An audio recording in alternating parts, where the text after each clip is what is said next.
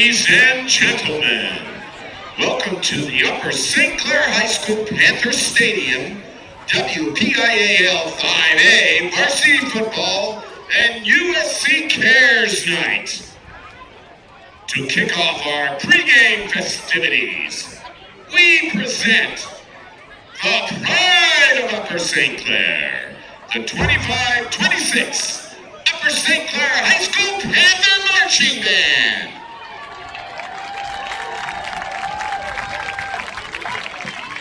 Joining the band are members of the USC Varsity Cheerleaders and Dance Team.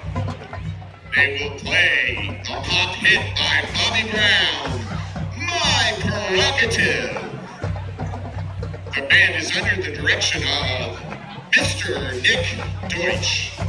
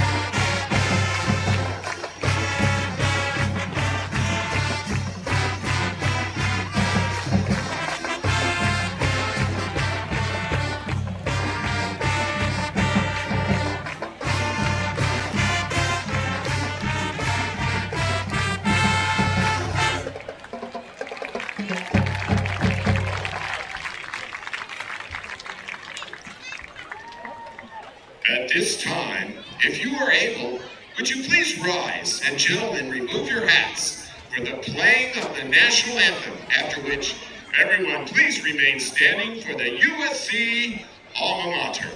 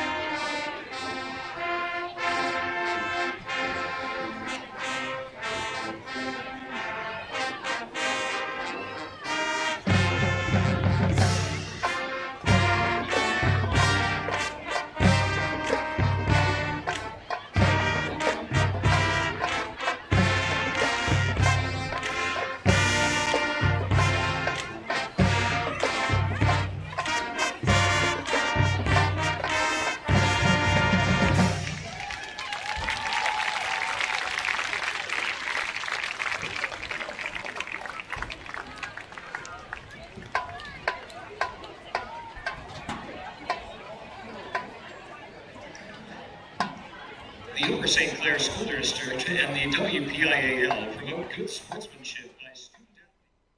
Have a nice day, family. What would they do without me? Can someone fix my hair? Must have cheesy eggs. I can't find my keys. No! Never! I'm the king of Oh, I need some help. I better get more life insurance. You're irreplaceable, but a life insurance policy from GBU Life can provide your family with the resources for a well-planned future. Visit gbu.org to get started. Stay connected with all the action. Follow JRM Sports on X, Instagram, and YouTube. Get the latest highlights, exclusive content, and behind-the-scenes moments from your favorite sports. Don't miss a second. Follow us today.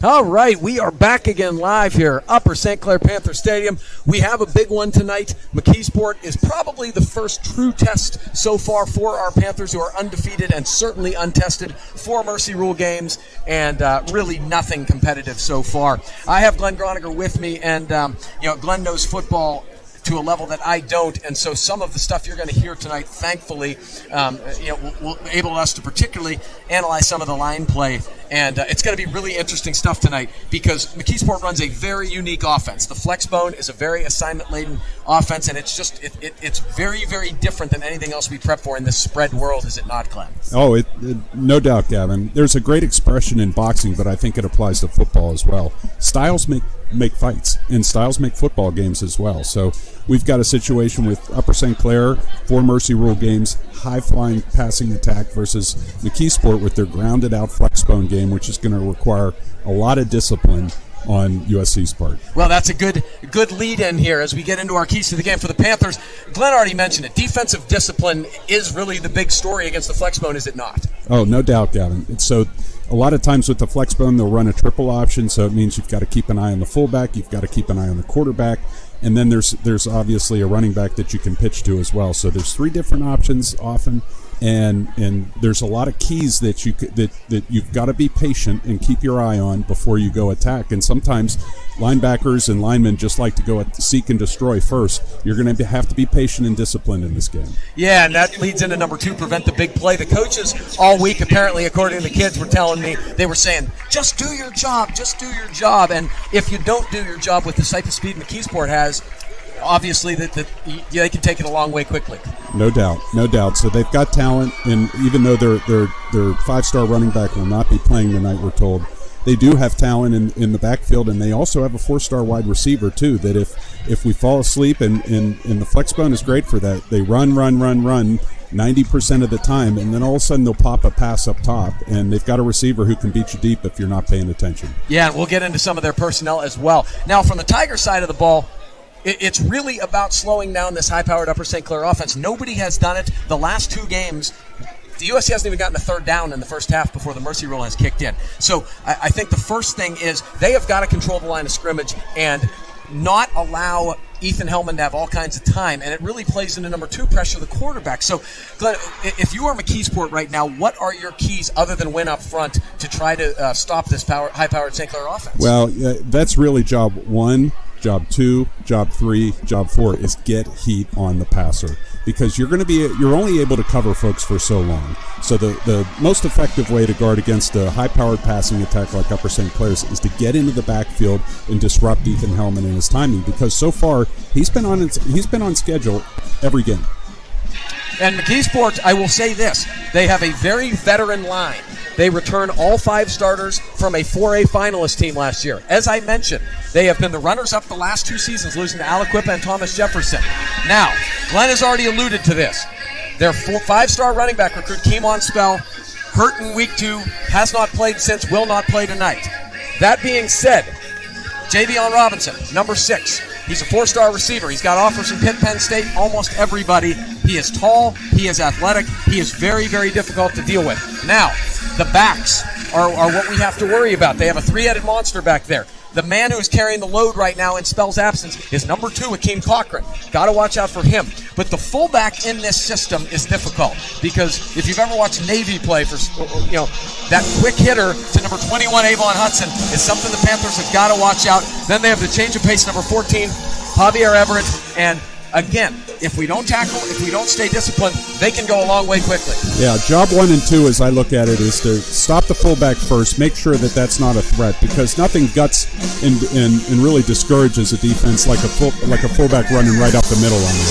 So you stop the fullback, you stop the quarterback, and then you'll take the option. You'll let that happen, because then at that point, if your DBs are doing their job, you've got the sideline as another defender, and you try to stretch things out as far as you can, and just try to run it out and let pursuit get to him. You mentioned the expression stay on schedule, and I think that's an important one coming into this game for both teams. For McKeesport, they've not thrown the ball well. Their quarterback is the coach's son. He was a middle linebacker last year. He seems to be more of a really execute, make good decisions. But they want to stay on schedule and get to 2nd and 5 and 3rd and 2. If they start getting into 2nd and 3rd and long, that may not go well. For the Panthers do not want to get behind the sticks and get in situations where they are forced to throw the ball down the field. What has been so effective is throwing the ball on 1st down, the variety. They have 7 or 8 receivers who can make plays, and that's really going to be important today in my eyes. I agree 100%, Gavin. So the depth of Upper St. Clair's receiving core has really come through. Ethan Hellman, our quarterback, has been extremely accurate, and the line is held up as well. So this is going to be their biggest challenge to date. And I can't wait. We've got the captains out here right now. For the Panthers, we've got Ethan Hellman, number 13, the quarterback. Big Mason Geyer, the Davidson commit, number 70.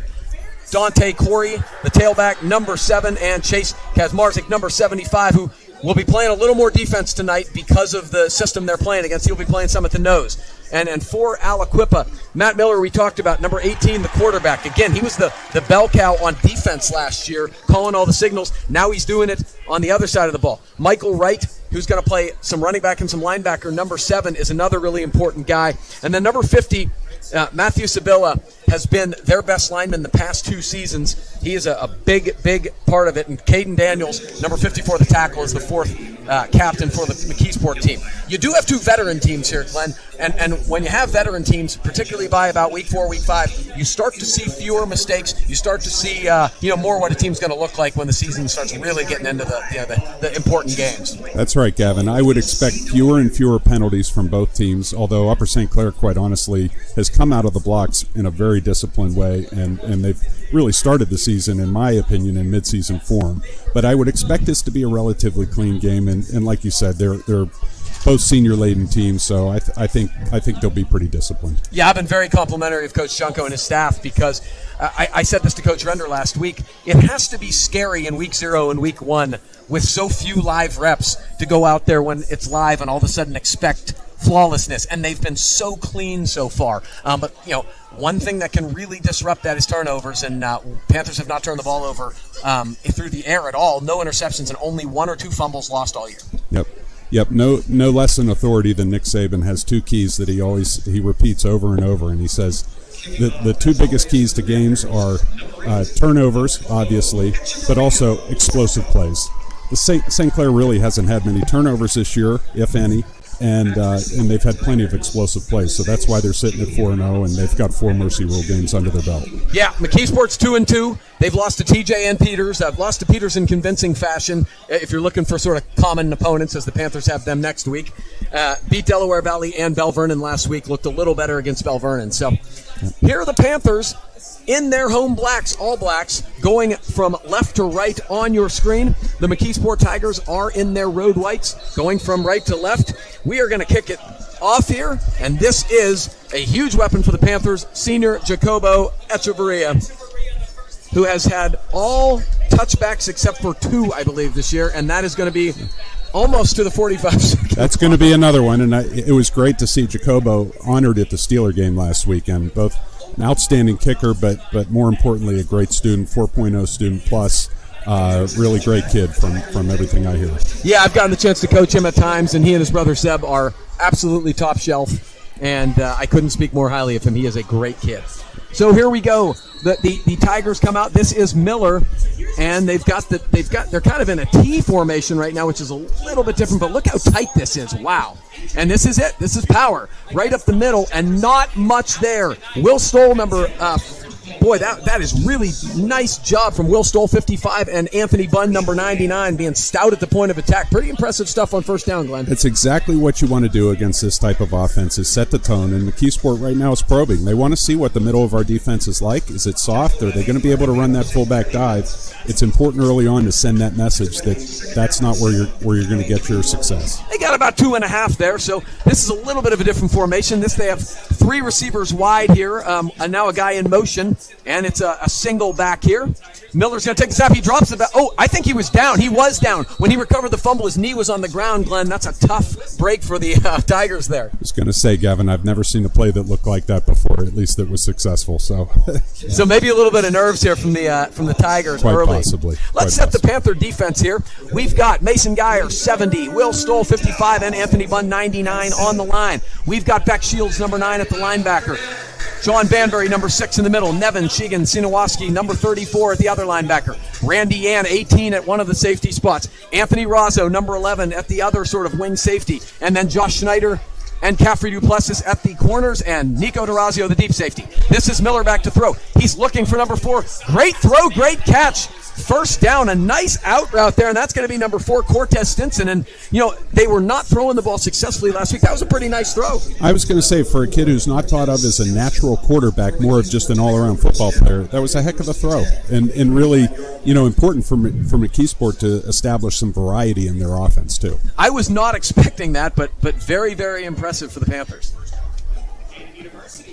So here we go. The Tigers get their first down. They're going to fake it. Here's the pitch to the outside, and that is Nico DeRazio, number 4, coming in and taking care of Akeem Proctor for a big loss.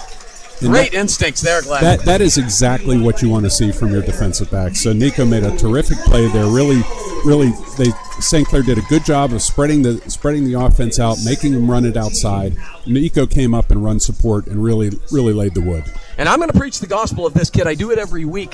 He is the most underrated player in the higher classifications of the WPIL. Great on both sides of the ball. He's outstanding. We're going to mention him a lot tonight. Nico DeRazio, number 4. So 2nd and 14. This is what we talked about. They kind of try to get him off schedule here. So it's kind of like a passing down here. Now it's going to be an end around here. And they're going wide. This is Javion Robinson, the guy who we talked about as the recruit. Josh Schneider does a really nice job from his cornerback position, tackling the ball cleanly for a loss of 1. Corners are key. I can't stress it enough. Corners are key against this type of offense because a lot of times the kids who are playing cornerbacks are used to running at full speed down the field, covering receivers. This is a different type of game. This is going to test their mettle. This is going to test their grit. They're going to have to play more like a linebacker. The one thing I've been impressed about the secondary of the Panthers this year is tackling, and then they block the way they block as receivers. They have a very physical football team, and that is a nice sign, and we just saw it there. Snyder did a great job stringing that out. So 3rd and about 15. Miller is rolling out. He has a man. It's a busted coverage. He's wide open. And he takes it at the 40, 35. Duplessis runs him out of bounds at the 26, but it looked like just a busted coverage, Glenn. Well, it's what we talked about in the pregame, Gav. So they run, and then they sort of get you into that mode of thinking that that's all they do, and then you can throw it over top. So we've got to pay attention. We've got to be disciplined. Yeah, that's sort of it was the back out of the backfield looping around, and none of the corners went wide, sort of took responsibility for the man. So, wow, it's been 2 good throws here from Miller. Very impressive stuff for the Tigers so far. So this is going to be the pitch wide. And this is 14 Everett, and he goes nowhere again. DeRazio and Randy Yan finishing the play. The seniors were not fooled at all by that for the change of pace back there. You can tell how well coached Upper St. Clair is because the traditional flex bone action that McKeesport's run so far, USC's been all over it. It's been stuff that's a little out of the ordinary that's caught us so far, but thankfully nothing yet that's led to a score. That's what we always fear, Danny and I, in basketball. It seems like early in basketball games, they have a wrinkle that we didn't prep for in film that gets us, and I didn't ever see them do that. Right. All right, 2nd and 11 here. Miller's got a sidecar to his left. This is Robinson again in motion. Oh, Anthony Bunn did a great job there, but he comes back. Oh, and great tackle from Beck Shields, number 9. He's good at football. He's good at lacrosse, and he is a good tackler. That's going to be another loss. Well, this is how they're getting the ball to Robinson, isn't it? Yeah, great penetration by 9 and 99 by both of them, and really shut that thing down. I had the pleasure of talking to Anthony Bunn's dad and grandpa in the weigh-in. Very complimentary of the broadcast, but he's really having a heck of a season. He stepped into a defensive line that was fabulous last year as a junior, and he's really done a fabulous job so far, has Anthony Bunn. So this is what's been the Achilles heel so far. 3rd and long. They fake here. They're going down the field. Miller's got a man, but he's well covered this time. DeRazio really did a nice job recognizing back out of the backfield, and that's going to put him in a difficult situation because they're kind of in no man's land here, Glenn. That's right, Gavin. That's right. Not knowing exactly what their kicking situation looks like, it'd be a long attempt here. So wouldn't be surprised to see them go for it. Yeah, I have not. I watched a little bit of their game last week, and they did not kick a field goal at the part I watched. So my gut is no, they're probably going to go for it. Wouldn't be surprised here to see some sort of jump ball situation for number 6, Robinson. That's right. All right, let's see if the Panthers can do what they did last play and take care of business here in the secondary. They got a little blitz up the middle here. It's an out route. He came back to the ball, but he's out of bounds. It was a nice adjustment to the ball by Robinson, but really a difficult play and pretty good coverage from Yan, and the Panthers are going to get a turnover on downs. Yeah, that's great. Really, really good for the Panthers defense to step up after getting beat on a couple big plays and maybe getting back on your feet a little bit for the first time really this season. Good to kind of rally, get McKeesport's offense off the field, get your offense on the field. Yeah, so, hey, they haven't faced much adversity this year. A little bit of adversity, a couple long first downs, good adjustments there from the Panthers. Want to give a shout out to Coach Malarkey. He said he's watching. He called me the gunner of USC football, which I love. So shout out to Coach Malarkey. Appreciate you. I'll see you in church on Sunday. Coach Malarkey's the man. Love that he pays attention to the broadcast. All right, 1st and 10 Panthers. Let's see what we've got here. This is Hellman with Dante Corey right behind him. This is Dante Corey, but they get good penetration there. Do the McKeesport Tigers. Big number 67, Alexander Winowich in the backfield. Not much at all there, Glenn. Yeah. Well, we knew that McKeesport's line was going to be the most stout that we faced all year, and you saw it right there. Good penetration on their part. So it might be Ethan Hellman time here. They lost one here, probably about 2nd and 11. Let's see what the Panthers got. Fakes to Corey. This is going to be the wide receiver screen, but we did not block that at all, and DeRazio got popped, and unfortunately, hopefully it's just the wind, but number 5, Tare Swindle, just smashed DeRazio. Yeah, he really, Nico did not see that coming, really took it chest to chest, and let's just hope he's okay. Yeah, I mean, he got popped, and I really, Tiffany McCulloch, our athletic trainer, is out to look at him, and that is a guy they can absolutely ill afford to lose, Glenn. No, he's been our playmaker all year. But it goes to show you, those plays so far this season, those bubble screens, everybody has given him so much cushion so far that play has worked all season for first downs and long gains, and McKeesport was not fooled. Well, you've seen that they've done their homework too.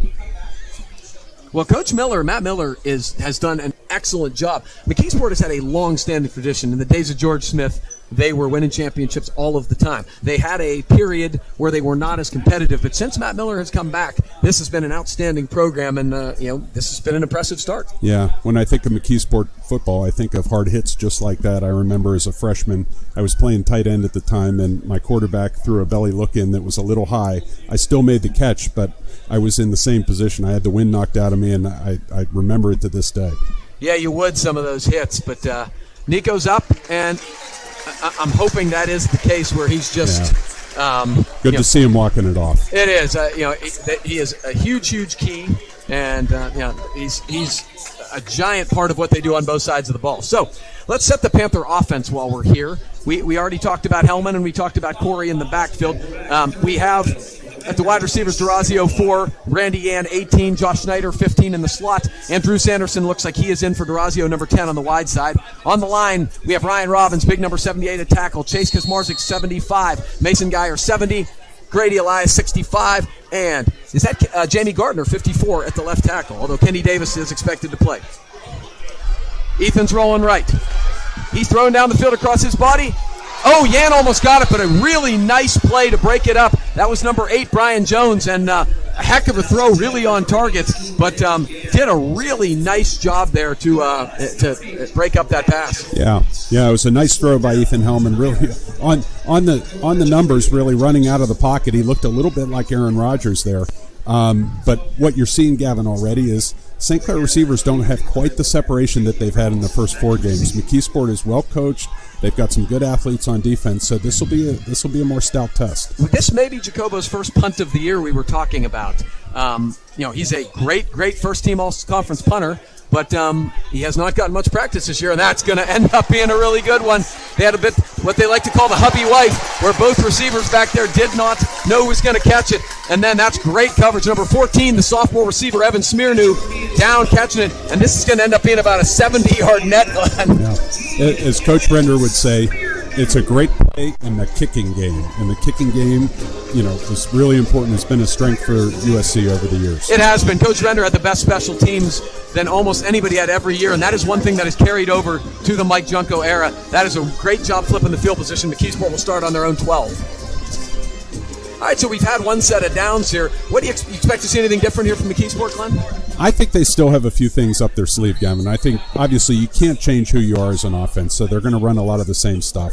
But they'll have a few plays that we probably haven't seen yet. This is the middle dive again. That is Mason Geyer, number 70, gets him after about a 2-yard gain, and we wanted to see him stout at the point of attack. I think we've seen that so far. Yeah, and number 70, Mason Geyer, is somebody who just, as I watch tape, really has jumped off the tape. The kid gets great surge, whether it's on offense or defense, and really the line is always moving the other way, and he just does a terrific job in there. Super high character kid, very smart, going to play football at Davidson, and not surprising, he's just been outstanding for 3 years now for the Panthers. All right, second and let's say 8 or 7, and that's going to be movement. Had 2 guys. Oh, they're going to call. Well, let's see. I thought it was 14 who started moving forward instead of laterally, but Defense, number 18. So I didn't see that, but Randy Yan must have broke the neutral zone, which sounds like a neutral zone infraction. That's kind of surprising from a wide safety, but I'm not sure if he was trying to follow the play, the motion. So that hurts because it puts McKeesport in a very manageable 2nd and 2. That's right. That's where, if you're a running offense, you like to stay in these situations. Yeah, on schedule. It's now we've got a timeout. It's going to be a timeout, McKeesport. They'll use their first with 5:26 to go in the first quarter. And we are going to take a break. We will be back after some message from our sponsors. This fall, D3 College Football returns to KDKA Plus as we showcase matchups from across the President's Athletic Conference. The season kicks off with Washington and Jefferson facing Utica on September 6th at noon, only on KDKA Plus.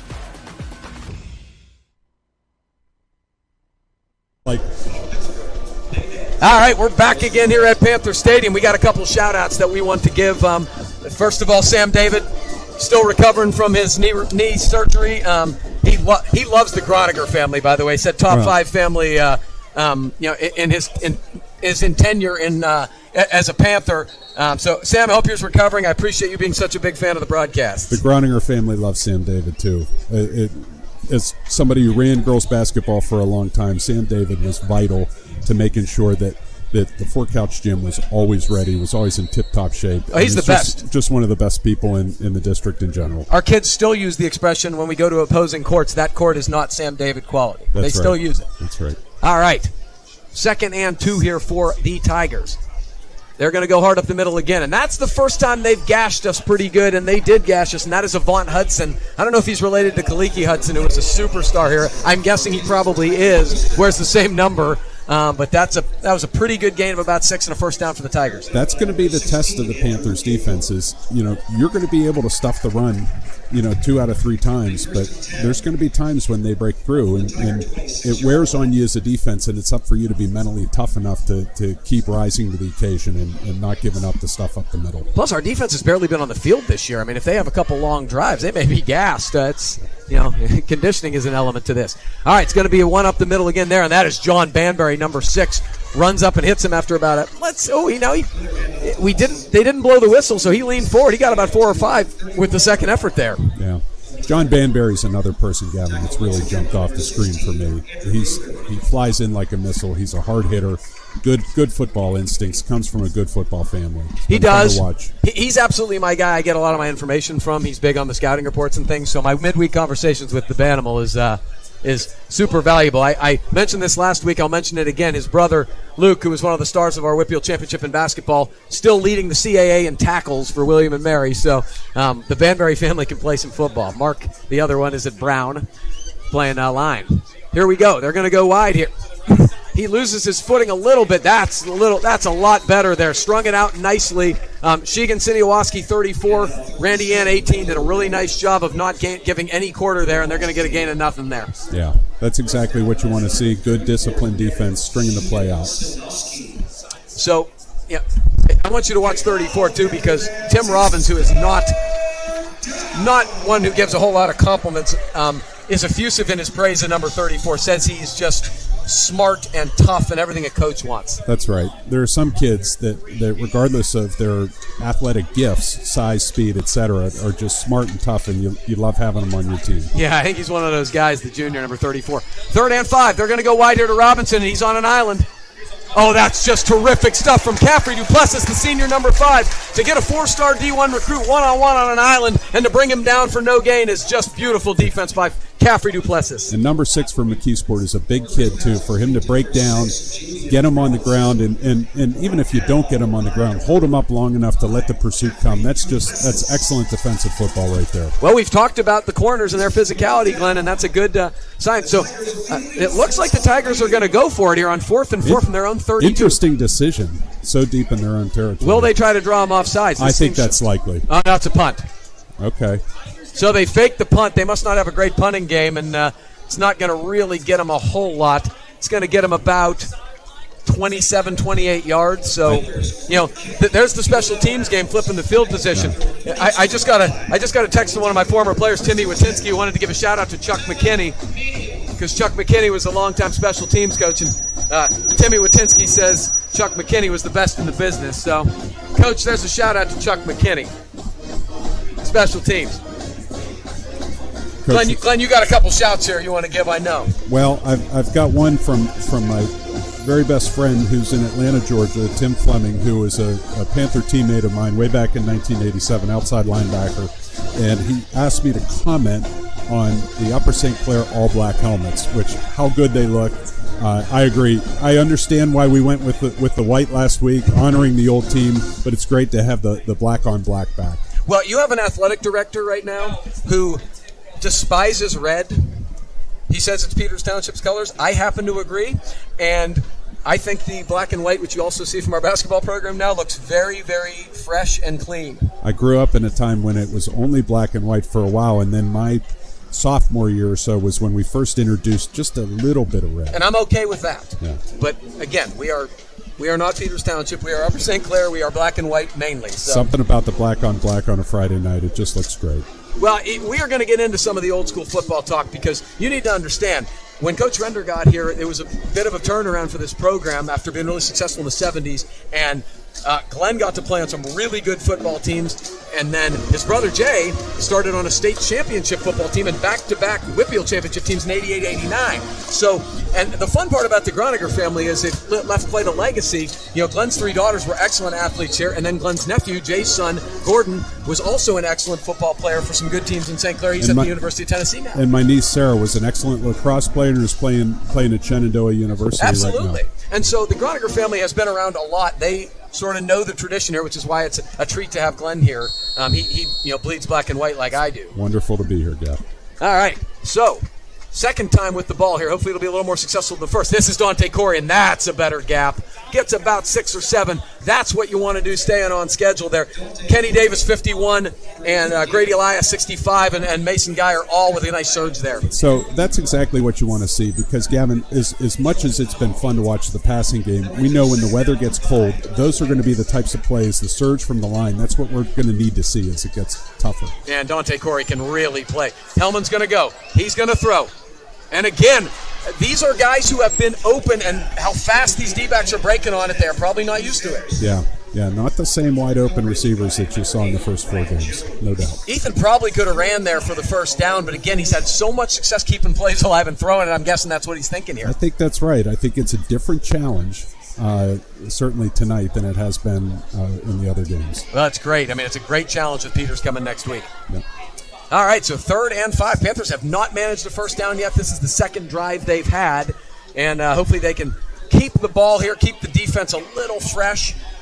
So this is kind of a big play early in the game here for our Panthers. Hellman's going to throw.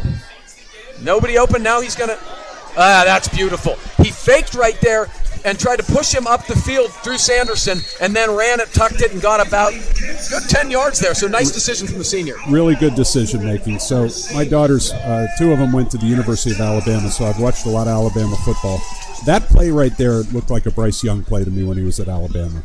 You know, running to set up the pass, but if it wasn't there, being able to move the sticks. Yeah, I mean, there's nothing better than a quarterback who can create time for themselves in terms of, just athletic ability. People underrate Ethan Hellman's athletic ability. I've seen that kid play basketball. He is a really athletic kid. But, yeah, I mean, you want to keep your eyes down the field and try to make big plays in the passing game. You are a quarterback for a reason. That's right. So this is Snyder now, number 15, who's in the Wildcat here with Corey next to him. He's going to get it up the field. Now, McKeesport is doing a really nice job right now on the line of scrimmage, which we talked about as a key, Glenn. They've really been stout so far. Yeah, this is the biggest challenge today for Upper St. Clair's line. We've really pushed around and had our way with everybody else that we've played. So this is a good challenge. And listen, you don't always want to, everybody enjoys the laugher games, but these are good games that sort of build up your confidence when you get into the back end of your schedule and the really tough competition. Yeah, this could be 4-down territory here. They're in a really good position. Bryce Jones now in the game, the flyer, number 1. There he is on the out route. So that's what speed does. That guy was backing way up. That's an easy pitch and catch for a first down for 10 for Bryce Jones. Yeah, and it's something that Ethan Hellman just read perfectly. That looked like a play that we saw a lot of the first 4 games. And Bryce Jones, I mean, that's a legit 4.445 kid, which, Upper St. Clair doesn't have a ton of, and so that's, a beautiful little play there. So here we go. This is Dante Corey looking for space. Keeps his feet alive. Nice cut at the line. He's going to get about 4. Pretty decent surge from the line, but just was having trouble finding a gap there to sort of break it. Dante Corey looking a little bit like Le'Veon Bell there, being very patient, dancing behind the line, and then when you find that crease, just hit it. Yeah, his legs are so strong. So notice that Nico D'Orazio's down there on the sidelines with his helmet off. I'm wondering if he's got in concussion protocol. I hope not. This is Hellman. He's back to throw.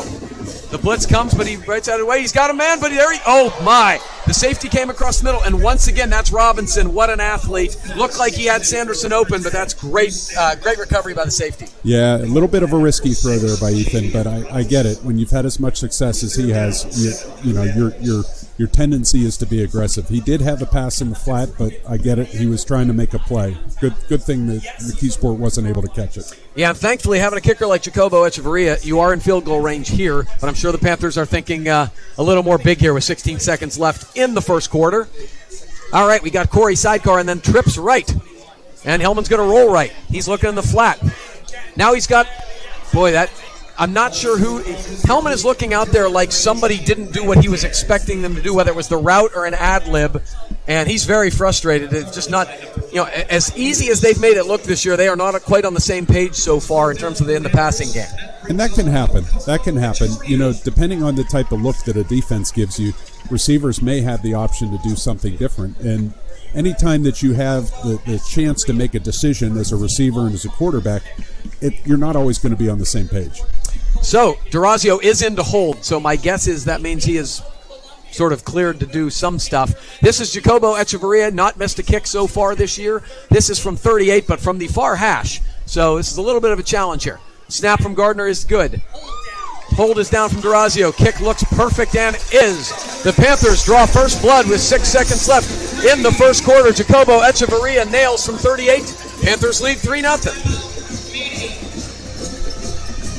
So the high-powered stuff we've seen so far has not been present so far yet, Glenn.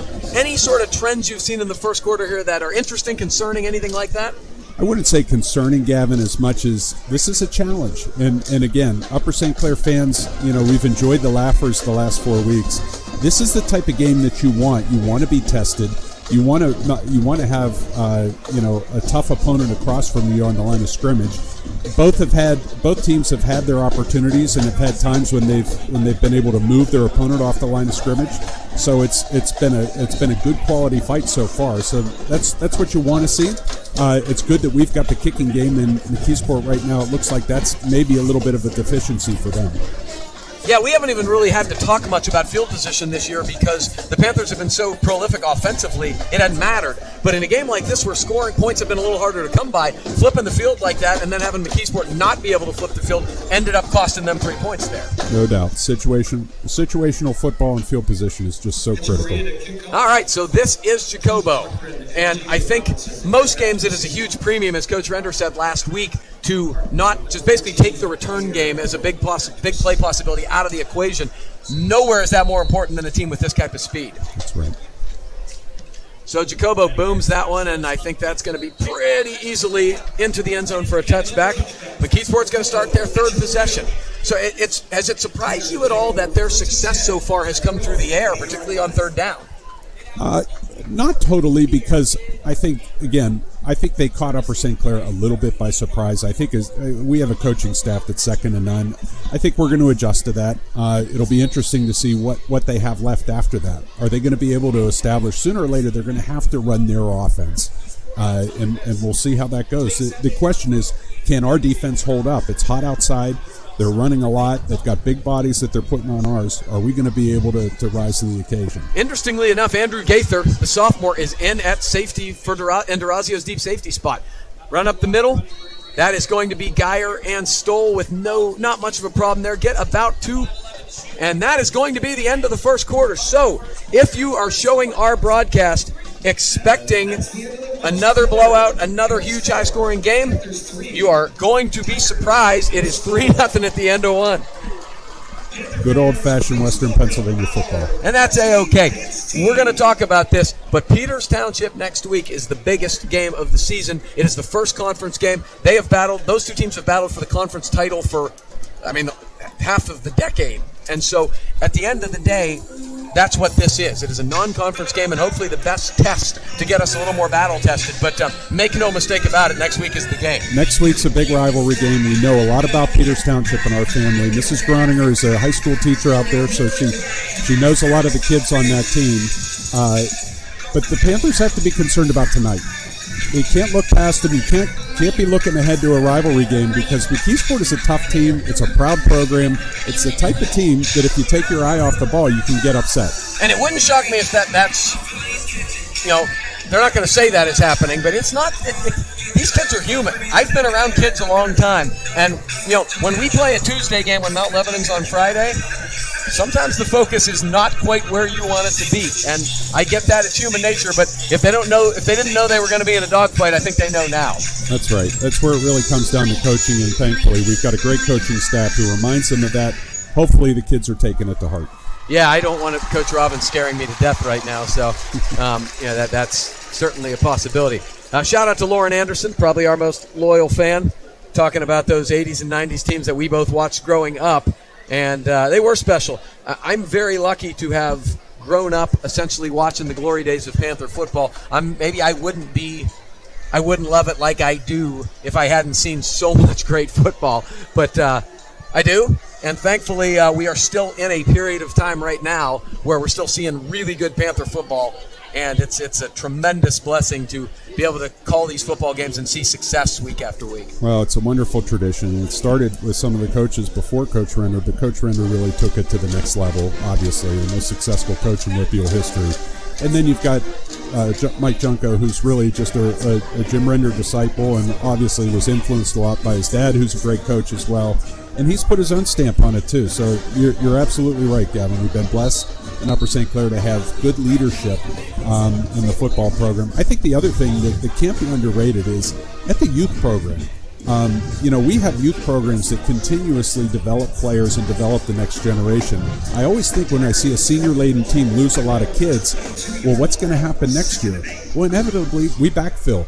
And that's really a tribute to the youth program and all the kids still playing football. Yeah, thankfully we have that in basketball. Shout out to Jay Sekernick, who's been the mastermind behind that for many years. He's been as much integral to our success as anybody. So that was a little bit more of a delayed type call there, almost a draw, and Panthers were not fooled, and Bunn and Yan were in the backfield quickly. I think that's something else. It's maybe a little bit of a different look than the traditional flex bone, throwing in a couple different looks just to make sure that, Upper St. Clair's staying on its toes. Yeah, and again, I'm a little surprised because I expected the run game to be the real challenge here, and the Panthers have done very well against the run, almost, in every type of run we've seen. It's been the pass, and so this is an interesting one. This is 3rd and 6. This is a little more on schedule this time, and you've got to respect their speed. So is that going to be another timeout? It is.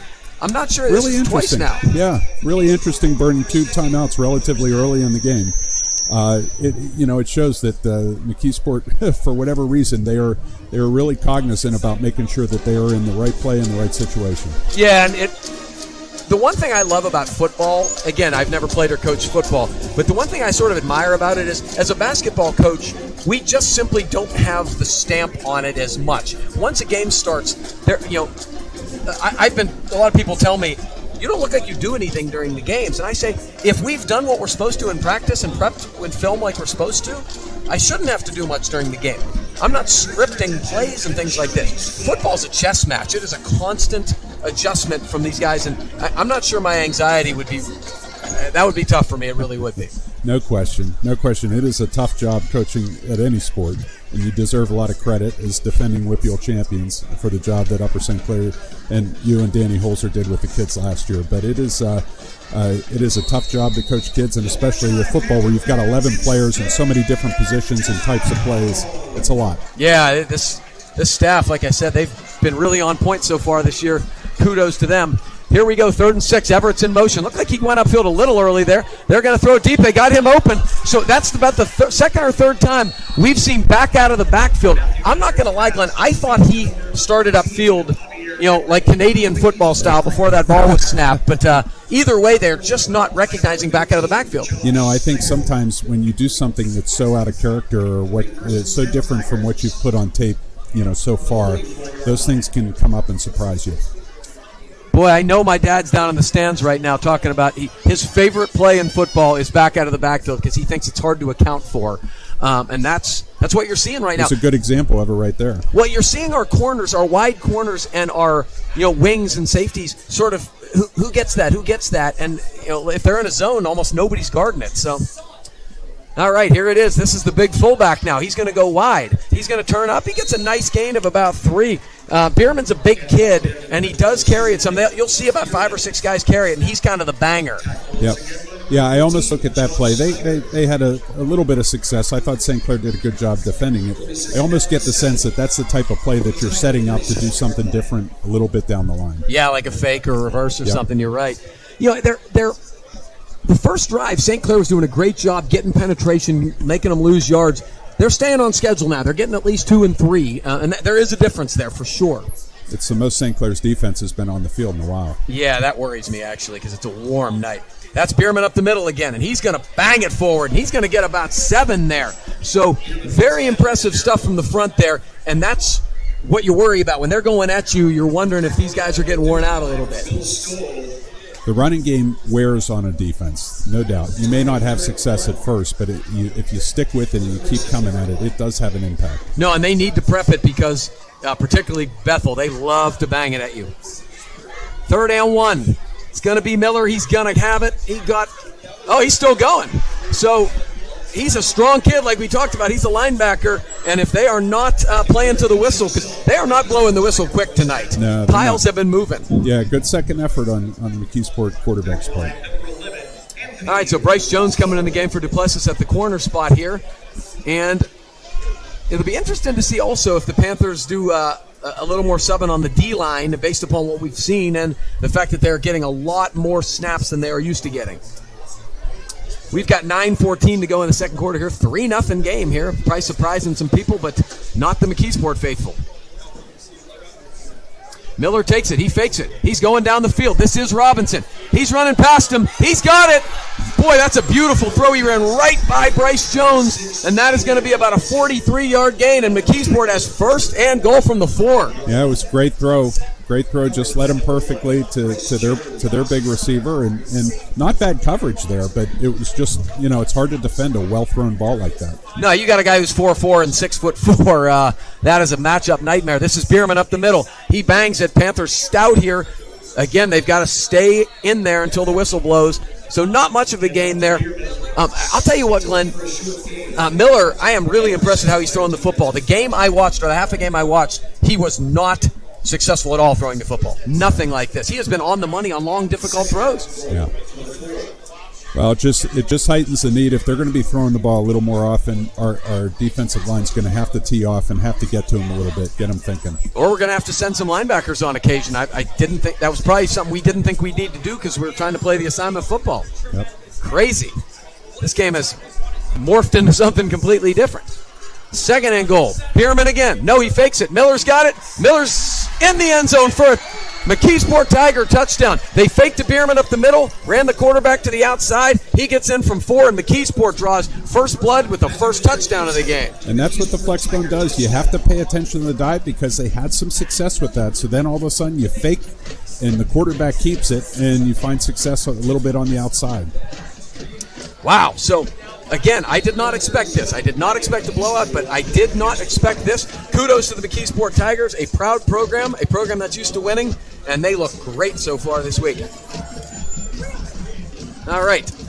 Here's the kicking game that we were questioning. That's pretty darn solid. Good exchange. Not good bad on the extra point. Yeah, absolutely. That was number 37, Wyatt Heasley, who's a senior. So McKeesport leads 7-3 with 7:58 to go in the second quarter. All right, Glenn, so put on your offensive coordinator hat here if you are a Panther coach. What is the adjustment you make? What do you think you try to lean on right now? So I think right now I'd like to see them establish the running game a little bit. They've had some success so far. The offensive line has gotten a surge. They've had so much success in the passing game so far that sometimes an offensive line has a hard time getting into a rhythm because when you're pass blocking, you're very defensive.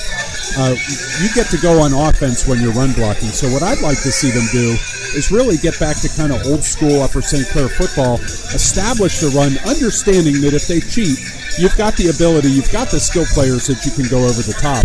But I'd like to see them establish a little bit of a rhythm here. And the best part of it is you do that, you're playing complementary football, you're giving your defense a little bit of a rest on a hot night. Yeah, it'll be interesting also to see if they go with some of the change of pace, and use John Banbury in the backfield. Haven't used it much this year. He was recovering from an injury. Wasn't even really supposed to play week 0. So I know they were trying to limit his reps, and I know he's important on defense, but he gives you a different look. Dante's like a one cut and go. Bands is a bruiser. That'll be interesting to see also because I know the thought is they want to get him some carries at some point. I think a combination of both of them is in order. Yeah, agreed. So here's another interesting part of this, Glenn. Panthers have been pretty dangerous in the return game, and I don't think this is likely a kick in the end zone sort of guy. So let's see if Snyder 15. Durazio's usually back there. Unfortunately, he's still a little banged up. We haven't seen him since he took a blow. And then Dante Corey, number 7, is also back there. And hopefully, the Panthers can get some good field position here. And Snyder's had a couple good returns this year already. He has, and he's very, very fluid the way he runs. He doesn't even look like he's trying, and he's really moving. Yeah, an underclassman, so it's great to see that level of talent coming up in the next generation. So this is going to be a short kick. Nice job by Dante Corey to field it. And, not a big return, but you're happy when you get the ball at the 33-yard line. So, Panthers have no issue with that, I'm sure. All right, so let's see what we've got here. If you are a Panther fan, you are glancing down at the sideline, anxiously looking for number 4 to see if he is trying to get his way back into the huddle. I have not been able to locate him, but he is such a big part of this. Yeah, good all-around athlete. Heck of a baseball player from what I understand. Oh, he's so good. He is not out there. Not out there now. No, Evan Smirnu, number 14, is going to be the wide receiver this time. The very talented sophomore, also a fine baseball player in his own right. So, the Panthers have Dante Corey as a sidecar, and then Drew Sanderson's kind of in the slot, and they're going to get a 5-yard penalty. So, to add insult to a situation that wasn't the best to begin with, getting behind the sticks here early is not what you wanted as a Panther fan. Nope. It's something that you haven't seen a lot of this year. We've talked about this a lot, I feel like, in the first half. But when you get challenged, sometimes things like this tend to creep up and happen. So it's up to the Upper St. Clair Panthers to sort of keep their heads, go back to executing the offense. I think they've done plenty of good things. They just need to calm down. Well, everybody's got a plan until they get punched in the mouth, right? This is the first sign of adversity we've seen. Let's see how they handle it. Oh, hitch and go, and they got Bryce Jones. Very nice. Your senior quarterback sold that beautifully, and that's going to be a 17-yard gain and a first down. Sold it beautifully. Good protection from the line, and really nice route and catch by Bryce. I'm guessing that's a film thing probably where they saw corners sucking in. Yep. Well, you talked about adjustments. That's something they saw, and they took advantage of. This is Snyder on the quarterback keeper. Oh, he goes nowhere. Boy, 25 Mekhi Daniels got upfield and just laid the boom there for about a 2-yard loss. Yeah, McKeesport had that play diagnosed. They had more white shirts than we could block, and really had that figured out. Yeah, some of the slow developing stuff, McKeesport has really come to the ball quickly and blew it up. Looked like they were trying to draw him off sides there. Got a flinch, but not a full jump. So we're going to go back to the sideline here to try to get some more instruction here from the sideline. This is what's nice about having a senior quarterback. No panic, a lot of poise. So 2nd and 12 here. Hellman fakes. This is the quick slant. This is Drew Sanderson, and he goes right through the safety. The big wing wide receiver from Canada gets about a 15-yard gain and a first down. One of the things that's been really fun to watch with Ethan Hellman, and it looks like we're going hurry up here, is just with the accuracy with which he throws the ball. You just don't see that at the high school level very often. No, the ball's out on time, and it's right to the man. Here's Snyder. So, unfortunately, it looked like he made the wrong decision there trying to read his block, and he's only going to get about 1 or 2. I agree, Gavin. I have to realize it's easy when we're up here in the booth and we can see it, but it did look like he had something to the inside. When you're as fast as Josh Snyder, I'm sure your instinct is to try to bust it outside and get a big play. That's right. All right, so they got about 1 or 2, but the Panthers look a little bit more frisky this drive on offense and moving the ball nicely. So this is Hellman on 2nd and 8 or 9. And so what they got there was the exact same thing I thought I saw on the big McKeesport play. Sanderson was moving a little early forward. Jumped just a little bit early. And I agree. I think that's the right call. But I believe on the back out of the backfield when Everett was moving forward and from the slot. I wonder if Coach Junko put that in the referee's heads and it came back to bite us on that one. Yeah, I hate that. That does happen. Can you watch for this? Yeah. He watches for it. Unfortunately, it's enforced against us. So the Panthers, one thing they're doing tonight is Gardner and Davis have been sort of flip-flopping at left tackle. Kenny Davis was the starter at the beginning of the season. Gardner was the swing tackle. Kenny got hurt. Now as Kenny's gotten back healthy, starting to see kind of both of them. One of the real luxuries that the Panthers have is they feel like they've got 7 or 8 linemen that they can play, and that's really important because things happen over the course of a season. Yeah, already got a lineman out for the year. This is a screen. Boy, it's unfortunate. I think it was a really good idea that was set up decently, but one guy was really all over it and read it beautifully. Yep. Good preparation by the McKeesport defense and coaching staff there. Yeah, I've been really impressed by them. I think their scheme has been excellent so far. They have really taken away a lot of the stuff the Panthers like to do, which is, Ethan's ad-libs and a lot of the screen stuff. They've clearly been in the film room. Well, as a sports nerd, that's something I love. So 3rd and 13, not ideal for the Panthers. See if they try to get maybe half of it here and keep going for it. Ethan's rolling left. Now he's going to go back across his field. Elias gets a chip down. Ethan's got some room here. He's going to lob it. Oh, he was trying to get Snyder to sort of go forward and read him. That's a tough play. That's a tough play. And listen, you're behind the sticks. It was a long way to go for a first down there, so you're trying to get them to read that. That's a senior quarterback trying to get an underclassman receiver to do what you want him to do, and it's not always easy to do. No, and it's certainly, it's easy to say he could have ran and got half of it, but that's not your mindset on third and long. That's right. So this is Jacobo again. He's had to do a lot more from the punting side than he usually does, and not nearly as much with the place kicking. So 5 minutes to go here. Panthers still trail 7-3 and gonna have to give up the football here. See if Jacobo can pin him deep here. Used to be a coffin corner. We don't really do that anymore, but this ball is straight up in the air. That is way up in the air. Oh, that's beautiful stuff from Jacobo. Going to be down at the 10. Hits a little sand wedge and with a little backspin on it and brought it back. Yeah, beautiful Great stuff. Great kick. He's been very impressive so far. I freely admit I'm not some football master here, but I can't imagine why everybody wouldn't be all over him.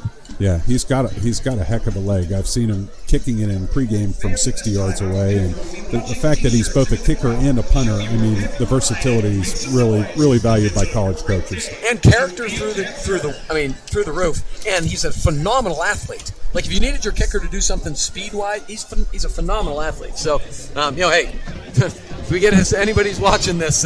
That kid is a high-level Power 4 Division I kicker. Well, the good news is that both these teams have a lot of kids watching these games, watching the film. He'll get discovered. Yeah, I don't doubt it.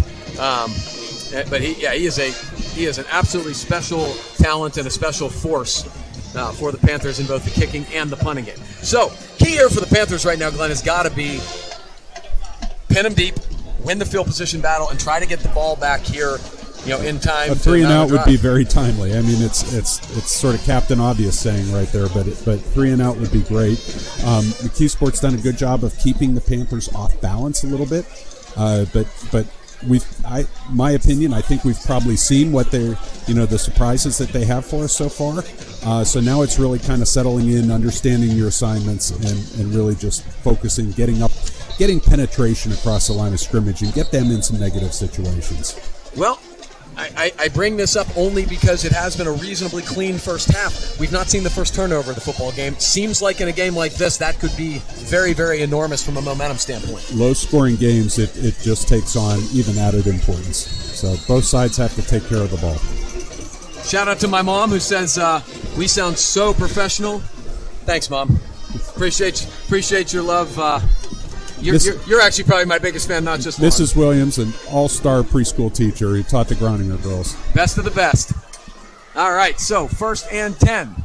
This is Miller. He's going to pitch wide. Is this going to be a throw? No, you're going wide. Boy, was that excellent. So Randy Yan, number 18, got off the block from the slot corner position and did a great job getting him to the ground. Yeah, you can see when they run their traditional stuff in the running game, St. Clair's been well-schooled. They've got good football players, smart football players, and they've had the answer for it. I'd say the times we've gotten in trouble is when we've gotten tricked a little bit. Yeah, no question about it. And unbelievably enough, it's been in the passing game. So go figure. My scouting report was not all that useful so far.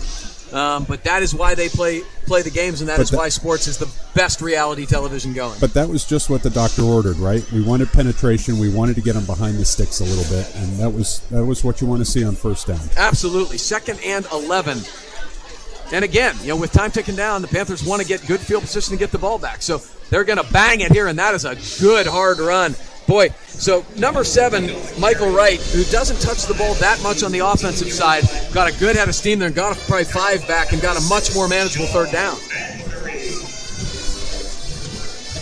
So Banbury filled from the middle linebacker spot, did a nice job. But, boy, what do you expect to see here, Glenn? 3rd and 6. I have to imagine it's going to be something again from the passing game.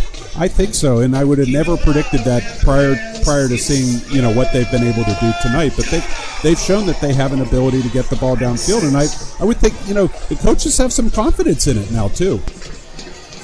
Now this is not the formation that you'd seem to be throwing it, but you got to watch the wide backs here in terms of the passing game.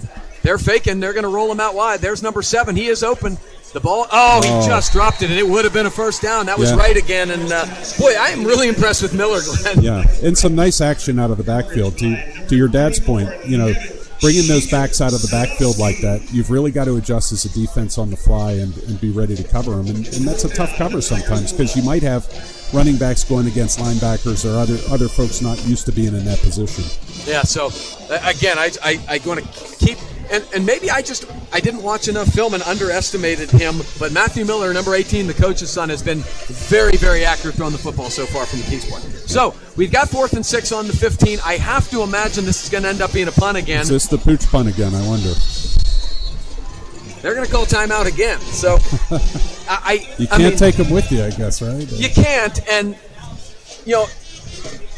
my culture, my generation, particularly the generation below me, tends to treat football as like either a game of Madden or a math problem where, percentage-wise, this, that, and the other thing, you can't really go for it on your own 15 in a game you're leading, can you? You would think not, especially on the road. I mean, the last thing I would think I'd want to do if I were McKeesport is create a situation that gives Upper St. Clair at home a super short field, especially the success that Upper St. Clair's had this year. Give them a chance to have, to build confidence and potentially go into the locker room with a lead. I would think they're going to kick it, but you know what? McKeesport's had success being unpredictable, so we'll see. And it's not like St. Clair's offense has been a juggernaut tonight. They have not moved the ball consistently. They probably have 4 or 5 first downs total, 3 total points. To me, okay, you're not a great punting team. Maybe you don't flip the field, but make them work a little bit. So let's see. Ben Edwards on the public address is sort of selling this like they could do anything here because this guy is their punter. He keeps backing up, which leads me to believe it's going to be a punt. It is, and this is so Gaither backed up, but what this does is that's very interesting is the element of surprise allows them not to have a back guy fully back there to field it, and it ended up being about a 45-yard net because there wasn't a traditional punt returner. That cost us 25 yards. It takes us out of the return game, which is an interesting tactic, probably a good tactic on their part. The other problem with it is Durazio's our punt returner. So Andrew Gaither was back there. He's a sophomore who's going to be a really good hooper for us. Is playing that deep safety spot, and again, you don't want to make excuses, but Durazio is a huge loss. You already have, a guy who I thought was their most experienced and arguably their best lineman, Reese Brain, out for the season. You cannot afford to, injuries. Such a difficult part of football. This is Dante Corey, and he's got a big hole. And unfortunately, he tripped over what looked to be maybe a defensive lineman's leg, or he might have gotten more, but he gets a nice 6-7 yard gain on Great first. job by the offensive line, really opening up a hole there. And again, as a lineman, you love to see that. You love to see when they call run because it gets you playing physical. Yeah, they got downhill nicely there, did the offensive line. It's Corey again. Now this time, McKeesport blitzed from the wing, from the corner, and kind of got there before he got to the hole, so only a gain of 1 there. That's right. Fortunate play call on their part. Yeah, so 3rd and 3 here, Glenn. This will be interesting. This situation's been a lot of rollouts and screens so far for the Panthers, but they've only had sort of moderate success.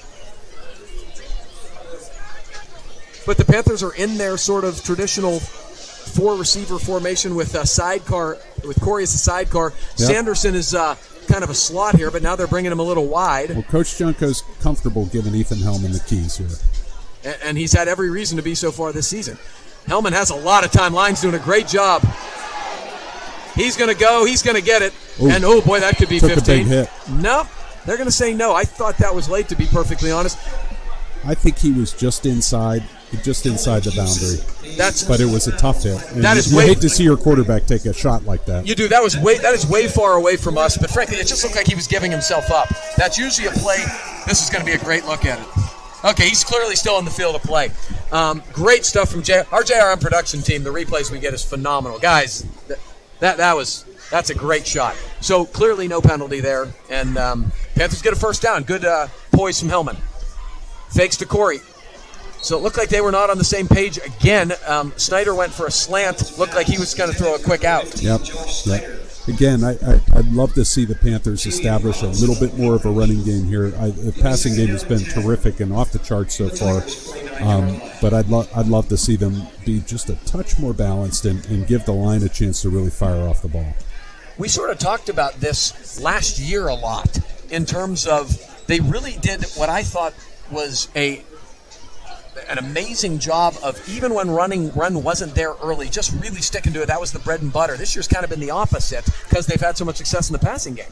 Well, here is Dante Corey. Nice job from Corey. Kenny Davis, 51, did a great job of pinning his guy inside. Good cut, good run from Corey. Yep, another great job by the offensive line. And I really love the way Corey runs. It's one cut and go, and he runs real hard. He has really strong legs. He's a beast in the weight room. But McKeesport's doing a good job tackling. They're not missing many. This is a draw, and they got him. Beautiful play call. This is Corey up the field. He's going to get all the way inside the 30 to the 29, and they caught him there. Great stuff from Junk. And so two sides can play at that, right? Like Upper St. Clair has shown that we've been an explosive passing attack. McKeesport's prepared for that, and they've done a nice job so far. It's time to run the football. Yep.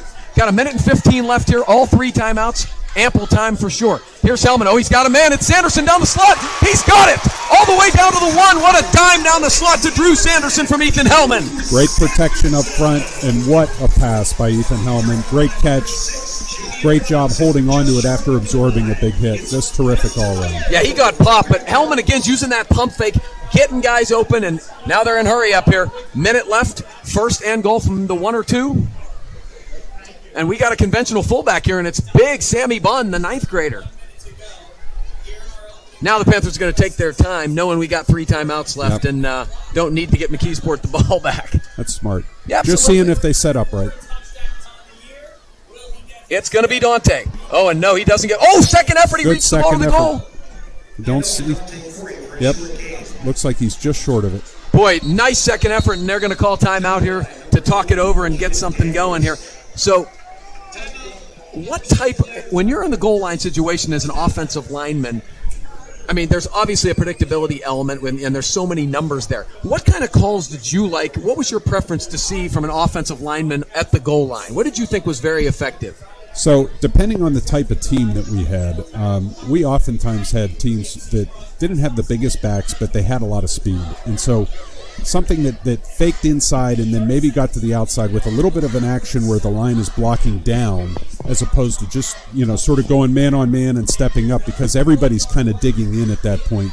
But if you can do a down block and then allow something to kick to the outside, that oftentimes can have success. And it seems like McKeesport is really active in terms of slanting some of their defensive linemen in there. So just go with it. Just go with it. Take them. If they're going to stunt that way, just take them where they're going. I wonder if we'll see Snyder in the backfield some too, just as another option. Now it looks like they're still in power.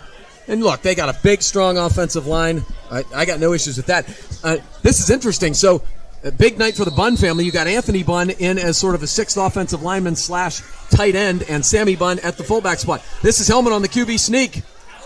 Doesn't look like he got it. Yeah.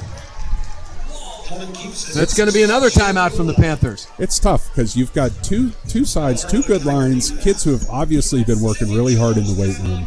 And these are the types of situations where, it's sort of strength on strength, and it's really tough to get that extra inch when you're in there tight like that. And you're bringing up your linebackers and your D-backs because you're in an obvious running situation. So again, maybe something just a little bit different. Maybe something to the outside might open up. Yeah, and it's, this is where Coach Robbins, our offensive line coach, really excels, as people like Terry Coleman did before him. They do so well in terms of having our offensive linemen prepared for situations like this. We are always excellent in the red zone. So it'll be interesting to see what they come up with here. That I have not seen us run a QB sneak like that with Ethan Hellman, maybe in his entire career. So that was maybe that's something we worked on this week. I don't know. Yeah, at this point, it's really, it's probably more about pad level and getting a quick surge than anything else. All right. But this is big. We've not had a tight game this year. I'm feeling the butterflies like I haven't had this year. But it's, for football junkies, you love this. You come down to some of the analysis and really trying to learn about football. It's beautiful stuff from a purist. All right, Hellman's got it. This is Dante Corey. He's hit at the goal line. It looks like he reached. He says nothing. They're saying no. I thought he might have been able to get that ball across. So Panthers clock is still ticking. It's 4th and 1. Well, it doesn't matter. It's going to be the last play of the half, regardless whether you kick or go for it. And you're seeing the offensive lineman signal. They always want to go for it, but obviously Coach Junko has a decision on this. Yeah. So Corey reached the ball to the plane there. It's just a matter of whether he was down at the time or before the time. You just never know. I mean, that play is so hard to officiate. Well, and an impressive job by McKeesport's defense there. They really bowed up after getting surprised, I think, a couple times with how well Upper St. Clair was running the ball. They really got their back up on the goal line. No, and I'm sure you're disappointed if you're Upper St. Clair right now to have 3 cracks from the 2 or the 1 yard line and to not be able to run the ball. And it's slightly concerning because you've talked about it. As the weather gets bad, you have got to be able to run the football in big situations, and that's Upper St. Clair. That's a tradition. That's what Upper St. Clair does. These are important reps. So just as you need reps in the passing game and in other facets of football, you need reps in the running game and in situations like this too. So I'm not surprised here. John Banbury is in the game, and I frankly thought we'd see this before now. But what this does is gives you 2 legit options to run the football. I will not be surprised if Banimal, as the fullback here, actually gets the football as opposed to as the lead guy. 3 seconds to go in the first half. Yan in motion. They fake it. Hellman throws. It is intercepted. They tried to get cute on the goal line.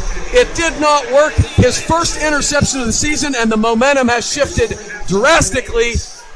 And we are going to go into halftime trailing 7-3. Wow, Glenn, I am absolutely shocked at that. Yeah, that's a little disappointing there, to say the least. But again, I think Coach Junko is going to get the team in the locker room and say, listen, games against good teams, there's going to be ebbs and flows, and you cannot let yourself get too high or too low whenever there's a situation like this that occurs. I'm a little surprised because they were shooting guys so hard into the gap there that they seem to be ready for that. So McKeesport has really been ready for everything the Panthers have thrown at them, and wow. Well, and it seems like they might have gone to the short side of the field too, so maybe going over to the wider side where there's a little more space to operate. There were a lot of bodies in there.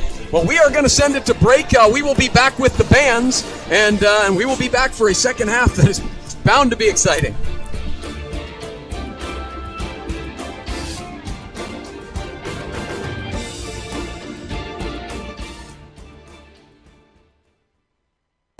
Quiet on set? No way. This is Jake's time to shine, and Ryan's, and our crew. Cameras, check. Drones, check. Checking that shot we just checked? Double check. We ain't got time to chill. We're out here capturing this action. This is when we get to work, to bring you every moment live, no matter what. Broadcasting changes everything. Transform how you experience the game with JRM Video Production. At Laway, we understand the power of personalization. From hats to water bottles, our expert services include screen printing, embroidery, and a variety of promotional items. We also specialize in team sports gear. What truly sets Laway apart is our dedicated design team, including our talented on-staff graphic designers and exponential customer service. Choose Laway to make a lasting impression on and off the field.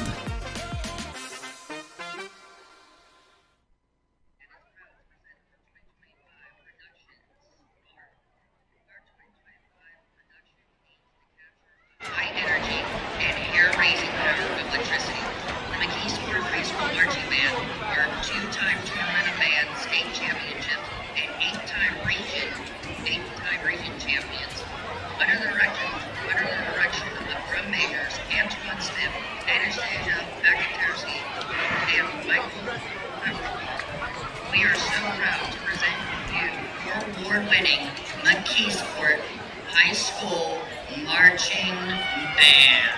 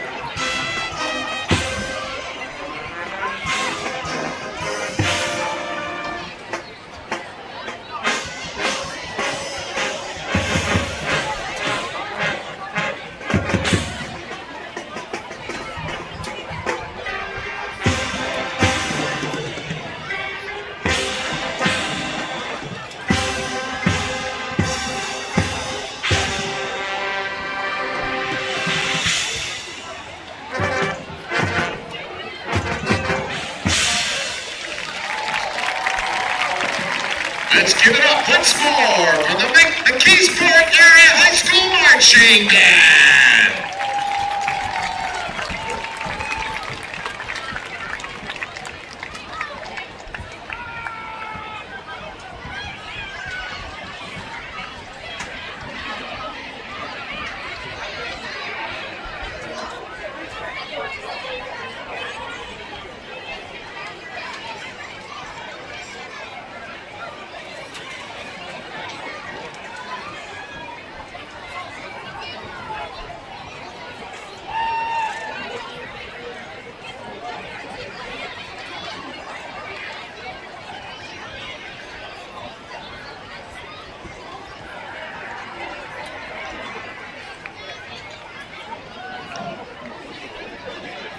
And now, from the fine and performing arts of the Upper St. Clair Township Schools, we present the pride of Upper St. Clair, the Upper St. Clair High School Panther Marching Band.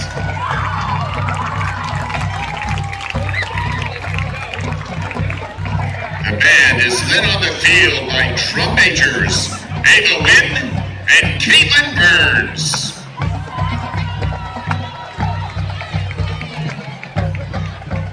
The band's 2025 halftime show is entitled Never Too Much and opens with the 30th anniversary rendition of Michael Jackson's The Way You Make Me Feel, featuring singer alto sax soloist Andy Shearer. The band will then kick it off with Luther Vandross' hit song, Never Too Much. Drum majors, take it away.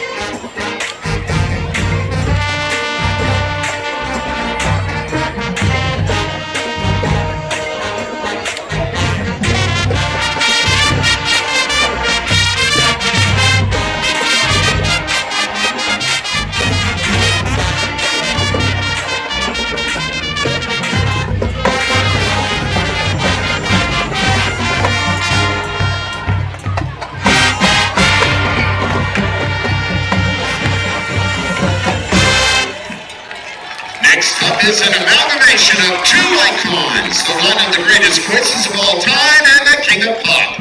Here's Whitney Houston's I'm Your Baby tonight, and a reprise of The Way You Make Me Feel. We bring back Andy Shearer and also feature the USC Pantherettes.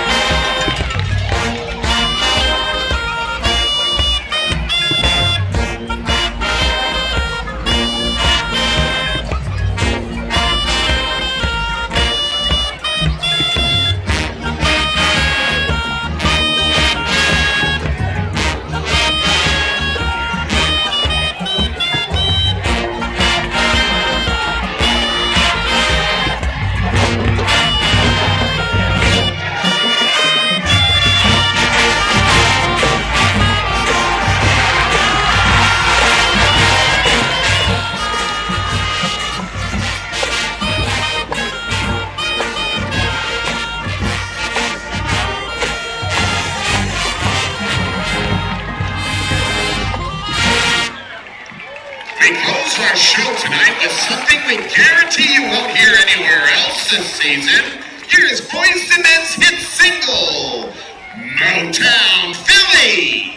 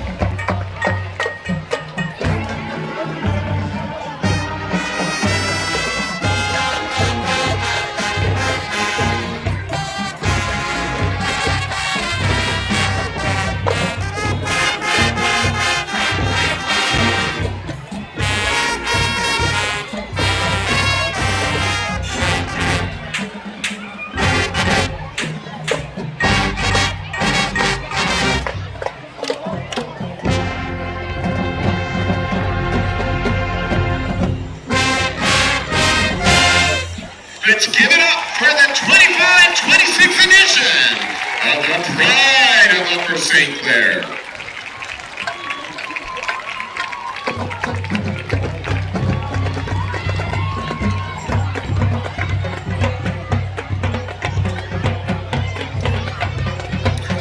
and gentlemen, tonight we proudly welcome back the Upper St. Clair High School class of 2005 as they celebrate their 20-year reunion. The class of 2005 made its mark on our school community. On the stage, their talented performers dazzled audiences with the musical Oklahoma. Athletically, they were a powerhouse. The boys basketball team brought home the Whitfield Class 4A championship, while the boys soccer team achieved back-to-back PIAA state championships. The football team dominated with an 11-1 season. The girls golf team added yet another Whitfield championship to their incredible run, and the girls soccer team had already secured a Whitfield crown in 2002. The class of 2005 was known for its unity and school spirit, rallying around the anthem of their senior year, "Don't Stop Believin'." That motto still resonates with them today as they return to celebrate their journey and friendships. And for a little nostalgia, in 2005, iPods were a must-have. Facebook was still limited to college students. Wedding Crashers had audiences laughing in theaters, and The Office had just started its run on TV. Please join us in giving a warm round of applause to the class of 2005.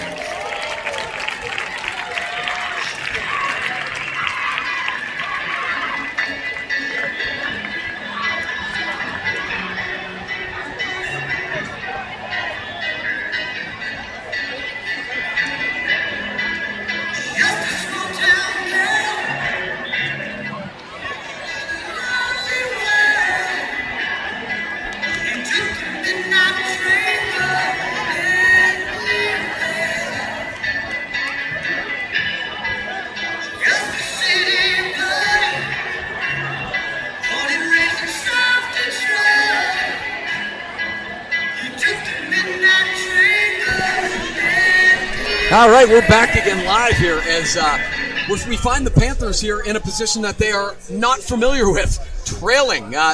They've not had a game that wasn't already the mercy rule at halftime this season, so it'll be really interesting to see how they react and how the adjustments are made and how they are from a mental and psychological standpoint. Glenn Groniger is with me. Glenn, your thoughts about the first half and maybe what that locker room might have been like at halftime? Well, I can tell you, Gavin, that every good team, every great team, has had some level of adversity that they go through during the season. So the fact that the Panthers are in a tight game right now doesn't necessarily worry me. What does concern me is that McKeesport on the other side has obviously done their homework. On offense, they've done a few things that have been unexpected, that have been a little bit outside of character of the traditional flexbone offense. And then on defense, they've clearly prepped for Upper St. Clair's passing game. St. Clair did have some success at the end of the first half when they went to the run a little more. I'd like to see a little bit of that. And I'm not worried about the mind state, the mindset of the team right now. This is a senior-laden team, and you've got really good coaches. So I would expect that they're going to come out and really put a good effort on in the second half. Interesting. I was concerned about the psyche part of it.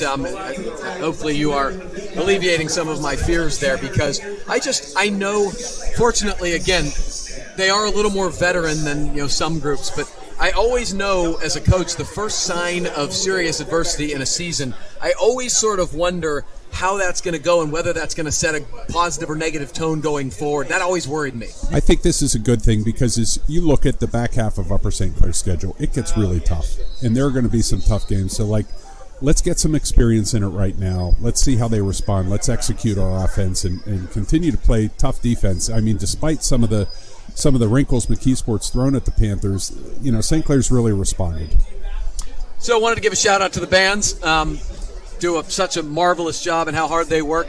My friend Rhoda Smith, give her a shout-out. She's watching the game tonight and wants to give us kudos for including the band. Her daughter Abby's actually in the Kent State band. She's a freshman there, so they are important too. They're a big part of Friday Night Lights, no doubt. Absolutely. And so, kudos to the St. Clair band.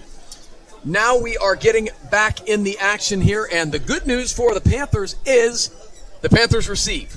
So they did establish a little bit of momentum. The last drive was their best drive of the football game so far. Hopefully they have taken away some things that they can utilize, particularly with respect to running the football. getting in some manageable situations, and then setting up that big play in the pass game. This is where you see the value of good coaching, is after you've had some time to reflect on what's happened, get together with your team and be able to communicate. They go short again. This time it's picked up early by Beck Shields. He's going to get to the 35-yard line. So Panthers doing a good job of having a lot of guys who are used to having the ball in their hands on the kick team there, and getting good field position because of it. And McKeesport, between the semi-onside kicks and the pooch punts and the like, they're clearly doing what they can, which is smart coaching on their part to kind of mitigate what might be an advantage, natural advantage for Upper St. Clair. Yeah, for sure. I've been very impressed. Like I said, I just think their game plan is sound, and they are in this football game and leading this football game because of that. So this is Hellman. Got Banbury in the backfield. That is going to be a quick pitch and catch to Randy Yan for a gain of 6. Good, solid first down play, almost as good as a run, Glenn. Yep. Looks like a lot of what we saw the first 4 weeks of the season. And the good news with that is, and now they're going quick, and here's Banbury. So this is what we talked about, Glenn, and look at how hard he is to bring down. Look at him go. So John Banbury, what we talked about was gives you a little different dimension. Not the home run threat of Dante Corey, but very hard to bring down. Well, when you have a kid who runs like that, that just inspires the offensive lineman. It gets them fired up. So we're going downhill. This is the fake. Oh, what a catch. So that ball was a little off the mark in terms of throw, and Randy Ann adjusted beautifully, did the National Honor Society student. Beautiful catch. The hurry up has McKeesport on their heels a little bit. Well, you love to go tempo. And this is Banbury again. The line did a great job there. Big Chase Kizmarzik, Ryan Robbins, Mason Geyer on the right side of the line, getting some holes there.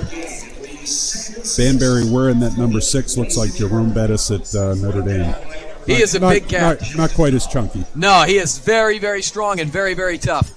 This is the Banimal again. He gashes him off tackle. Oh, here he goes. He breaks another one. Almost gets through all the way down to the 13. Ryan Robbins again. The big right tackle is moving people. This is what we talked about with adjustments. I think that the staff got together and they said, listen, we've got some players on the offensive line, and we've got a couple other weapons we haven't used yet. Let's put them to work. They fake it. Here's Hellman. He's going to run. Oh, great cut. He put his foot in the ground and gets about 5 or 6. I got to give Coach Render a little bit of a shot there, because Coach Render was saying, I want to see Banbury in this football game, because he thought that style would really help. And here it is. So, there's a reason he's the winningest coach in WPIAL history. Yeah, you don't win 410 football games without some good ideas. All right. Panthers, 2nd and 4. Still playing tempo here. This is Hellman. Here is Banbury. He's going to go right up the gut. Look at Geyer and Elias push that pile. Almost to the lead stick. Going to get about 4. Going to set up maybe 3rd and 1.5. I can't emphasize enough, when you play football like this, it gets the line excited. It gets the rest of the team juiced. The fact that you're down 7-3 at halftime means nothing now, because the team is just surging with confidence. Didn't love that spot, but we're going to get, now it's going to be 3rd and almost a full 2 here. But again, Panthers are moving it here. I like that they've gone tempo, but they're slowing down a little bit here, trying to figure out and get set and make us figure out. The short yardage stuff's been a bit of a bugaboo. You want to make sure you're in the right play. Correct. This is Banbury. He's going off tackle. He's trying to lean forward. It's going to be close. It's just a matter of where they spot the football. So if you were to believe the far side official, he's going to be short by at least a half a yard. Well, getting Banbury involved in the game is the right move right now, especially the officials have had a little bit of a late whistle on the play. So if you're looking for yards after first contact, he's your guy. Yeah, he's as important as he is on the defensive side of the football. Right now, they have got to get 6 points here. And if they think John Banbury is the best option in the backfield, you got to be your guy. You talked about styles make fights. Corey's style is a little bit different against this defense. This may be a Banbury game. Well, I think there's a role for both of them, but Banbury's having a lot of success right now. So they fake it. Hellman's going to go over the top. Not a conventional move, but I think he got in, and he did. Ethan Hellman finds the goal line, gets in for the Panthers. The Panthers take the lead. They get into the end zone in a very strange fashion. Let's see this again, Glenn. This was very unusual. What a fun play. What a fun play. Great athleticism on Ethan Hellman's part. And again, that's the kind of play that just gets the sideline fired up. And it is fired up. He's losing his mind right now. He left his feet there, which is dangerous to do, but I knew he just wanted to get to the lead stick, but to stay on his feet was impressive. Knowing how valuable he is to this team, you always hold your breath a little bit when you see him do something like that, but it obviously worked in that situation. All right. Let's see if Jacobo can add the extra point. Good snap from Gardner. Good hold from Durazio. Kick is up. Kick is good. With 8:36 to go in the third quarter, Panthers take their first lead since the first quarter, I think. Yep. Yeah, you got to give a kudos to the offensive line there. That was an offensive line drive. You got to give them credit. Kenny Davis, Grady Elias, Mason Geyer, Chase Kazmarzik, Ryan Robbins, big-time effort on that drive. Yeah, I think Coach Tim Robbins probably challenged his guys in the locker room at halftime and said, listen, if we're going to be successful in the second half, it's going to be up to you. And on that first drive, they answered that challenge. Let's give a shout-out to our game sponsor while I have a time. PI Gateway. PI Gateway is a premier alternative investment platform. It was seeded by the Corey family office. Yes, that Corey family. And they're offering qualified investors and partnering firms access to multi-manager investment programs and direct investments in the most compelling areas of private markets. Thank you so much to PI Gateway for being our game sponsor tonight. And just a shout-out to the Corey family. Greg is just a great, great guy, and his kids are great football players. So really happy to have those guys supporting the program, and really, really happy the way they've started the third quarter, Glenn. Yep, just what the doctor ordered. You know, the guys in the trenches this week, they were getting on me in the training room when I was there for hoops, saying, you're not giving us enough love this year. And I'm saying, first of all, we're chucking it the whole time, so it's not the ground and pound that I love to watch. And secondly, we're up by 62 points. Like, I'm just trying to create ideas. That's right. Well, they've obviously done a great job. They've differentiated themselves in protecting the passer this year. But again, there is a different mentality involved when you're protecting the passer versus running the football. Running the football gets these guys into more of an aggressive mindset. Offensive linemen love to run the football. So this is the kind of thing that really gets the team engaged. And the more that you do it, the more that you have success with it, it's going to open up that passing game downfield, which we know can be effective. We've got a lot of talent on the outside, and we've seen Ethan Hellman be extremely accurate. Yeah, I mean, we've talked about how they've sort of inverted what we're used to seeing this season by passing to set up the run. And a lot of it is like the pass we saw on first down there, just a quick out, 5-6 yards, and then a lot of bubble screens that they've kind of become big plays. That drive was a little more prototypical St. Clair. That's right. It's good to see, because that's the type of football that wins when the weather gets worse. Yep. So I got a couple scores for you. Peters is up 21-0 on West Allegheny. An interesting one. Norwin is up 10-7 on North Allegheny at halftime, which not exactly the score I expected to see. But those are some interesting ones that we've seen. There aren't that many compelling matchups right now in the Whippeals, certainly in the higher classifications right now. So those are two of the big ones. And not surprised with that Peters score. Like I said, they've got a lot of talent on that team, and TJ Plack's a really good coach. Really good. So this is Jacobo, and this is boomed, and my goodness. Again, he can kick him any kind of style. High, he can kick him hard and line drive-ish. He's got it all. He's a weapon. No doubt. He is a weapon in the kicking game. So, okay, we talked about the one matchup on this side of the ball. Let's talk about this side of the ball with the Panthers on defense, McKeesport on offense. It seemed like the Panthers figured some things out towards the end of the half. What do you expect to see here from the Tigers? I agree. My expectation is that they're going to go back to what they do and know how to do best. Maybe try to pass the ball a little bit like they had in the first half and have some success. But this is their bread and butter. And this is wide. He's got a little room. He's got a lot of room, actually. And that's Big 25, Mekhi Daniels, who's he was the one who laid the big hit earlier. He's come up a little bit gimpy, but he gets about 13 or 14 yards there on first down. So good gain from the Tigers, faking up the middle and going wide. So when you have success throwing the ball like that, it makes our guys just a little, hesitate for just a second before they go and they fulfill their assignment. So, McKeesport was smart throwing the ball early and getting the Panthers a little bit off balance, and it's sort of played out there as they now run more of their traditional sets. Yes, that's a big gainer for the Tigers there on first down, and they're keep going. Now, this is the quarterback again keeping it. Nevin comes up and makes contact, but not before they get 3, maybe almost 4. Yeah. One of the things the quarterback from McKeesport does a great job with, and this is important if you're going to run the flex bone or triple option, is you've got to be a great faker of the football. And he did a great job there. At first, my eyes went to the dive because he did a nice job selling the fake before taking it himself. Yeah, and that's really some of the hard part, knowing where the football is. The other thing is with all those exchanges, you see the ball on the ground a lot, and they have, other than the second play of the game, which was a fumble snap, we've not seen anything like that from the Tigers. Very clean game. All right, another guy in motion. This is the big guy, Bierman, up the middle, and he's got a lot of room. He gets into the secondary. He's going to get across midfield and down to the Panther 41. So whatever adjustments the Panthers made on offense, McKeesport is coming out running that ball and running it effectively. Gav, I was going to say the same thing. It looks like McKeesport's line coach had the exact same conversation with his guys. And, again, a senior-laden group. So, again, a little strength on strength here.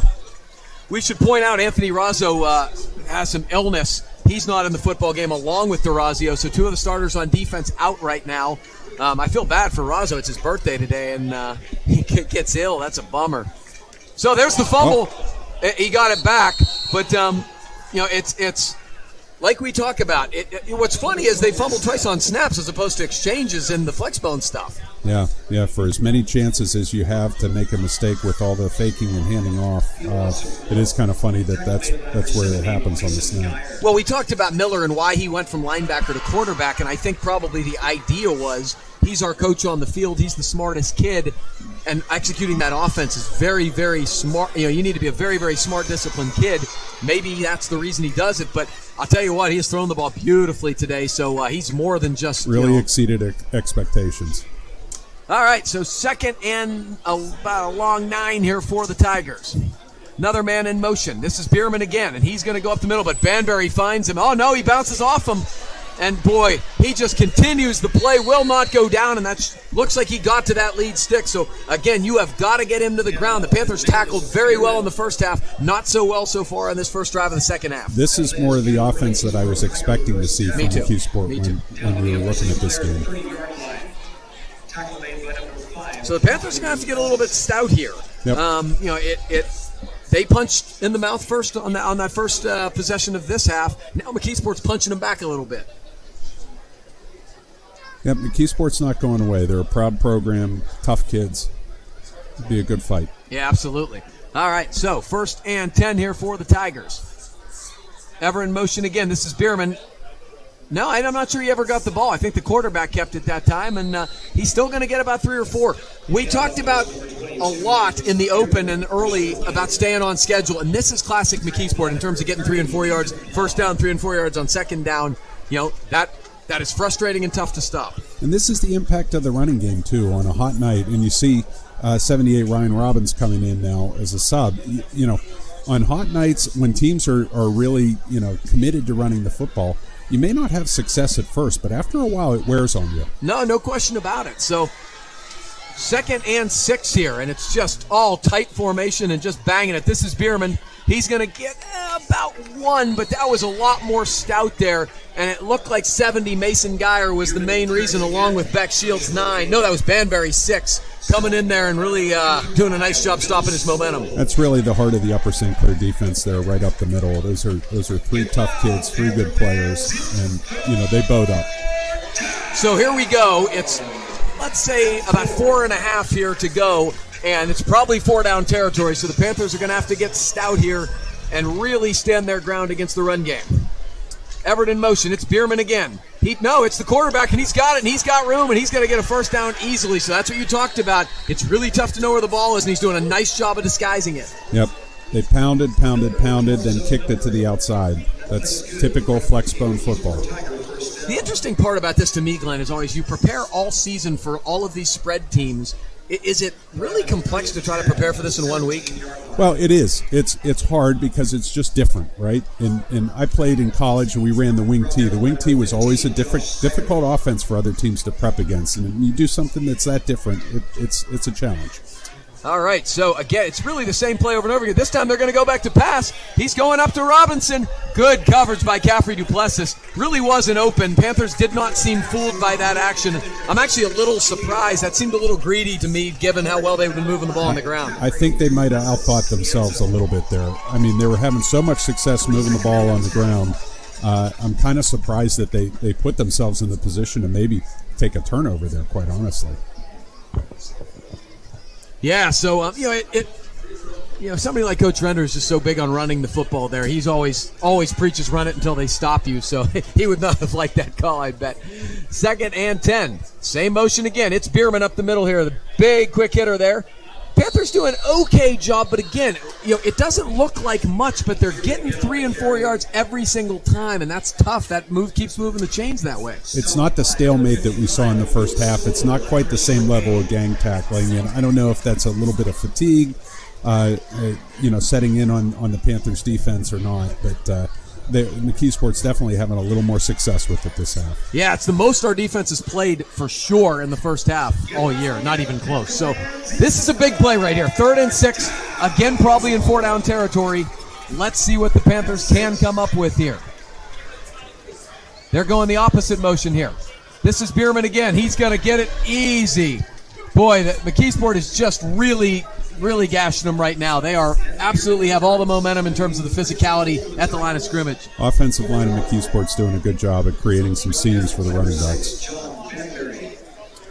So this is fascinating. Honestly, this has been a really interesting football game so far. And if you thought the Panthers had seized the momentum back and you were going to see them get a little bit of breathing room in the second half, that is not what we've seen at all.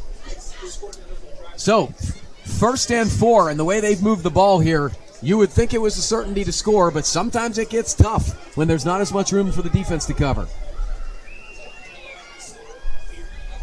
This is Miller. He's going right up the gut. He's going to get all the way down to inside the 2, probably close to the 1. Another good surge by the line. Good job by the quarterback in just getting forward momentum. Right now you're trying to get every little yard you can get. And they're down to manageable position here.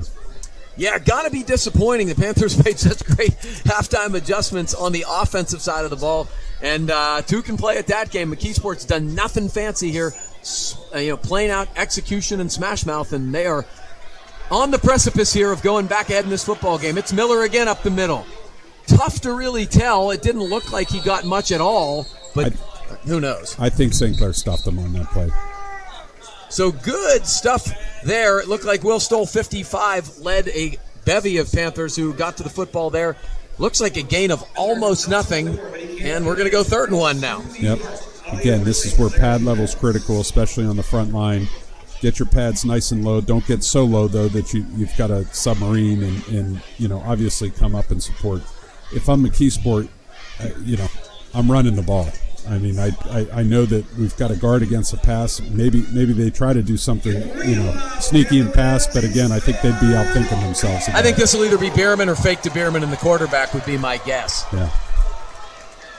It's Bierman. It's easy, does it? He didn't ever need it. It was straight off tackle with the quarterback, and McKeesport regains the lead with a really impressive 80-yard drive all on the ground. McKeesport 15, Panthers 10.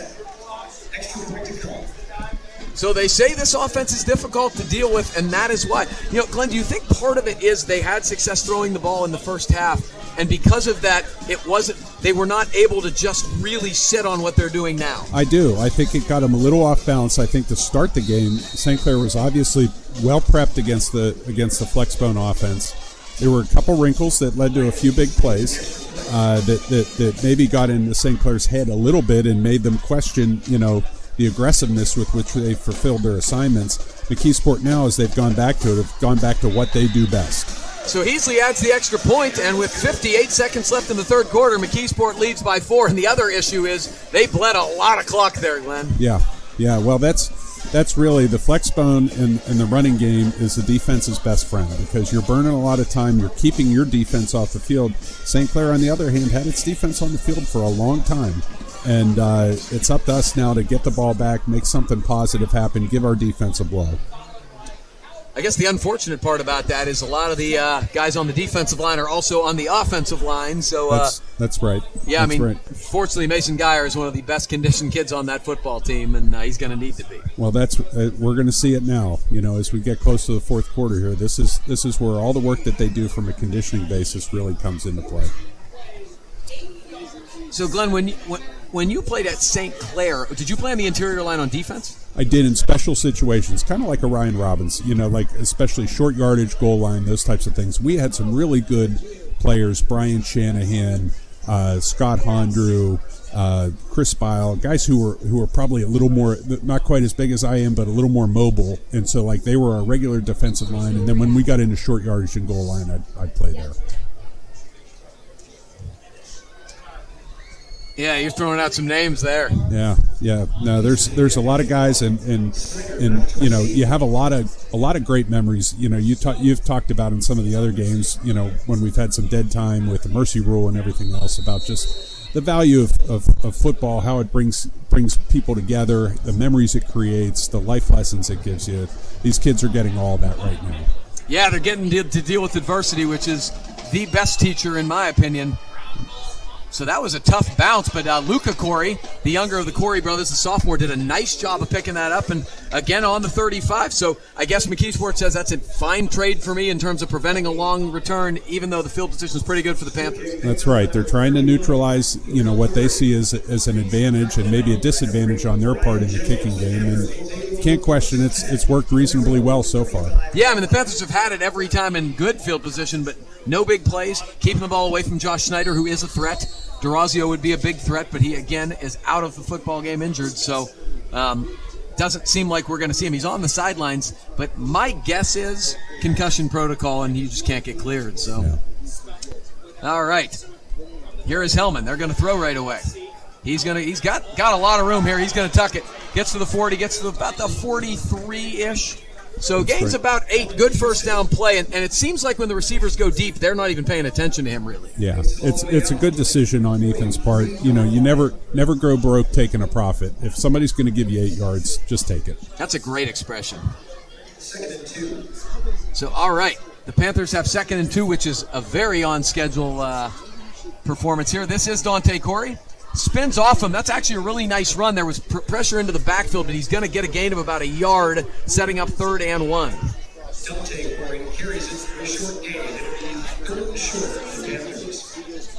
So, time is ticking down here in the second quarter, and as we've talked about, the Panthers have not had it easy in short yardage situations, so it will be intriguing to me if they do anything a little different here. Yeah, the Panthers not quite in hurry up right now. There's the quick slant, and that's Logan Lipinski, number 19. So, again, we've seen so many different guys catching the ball this year. Lipinski, a senior, has done a nice job in the limited minutes he's had, and he's probably getting reps due to injuries from Razzo and Durazio. But your number's called, you got to be ready, and Logan Lipinski's done a really nice job. St. Clair's very blessed in the fact that they've got a lot of kids on the outside who can play, and they've got a quarterback who can get it to them. And that is going to be the end of the third quarter. So, we've got 12 left to play. The Panthers in a dogfight here, trailing McKeesport 14-10 at the end of the third quarter. We are going to take a break. We will be back to you with quarter number 4.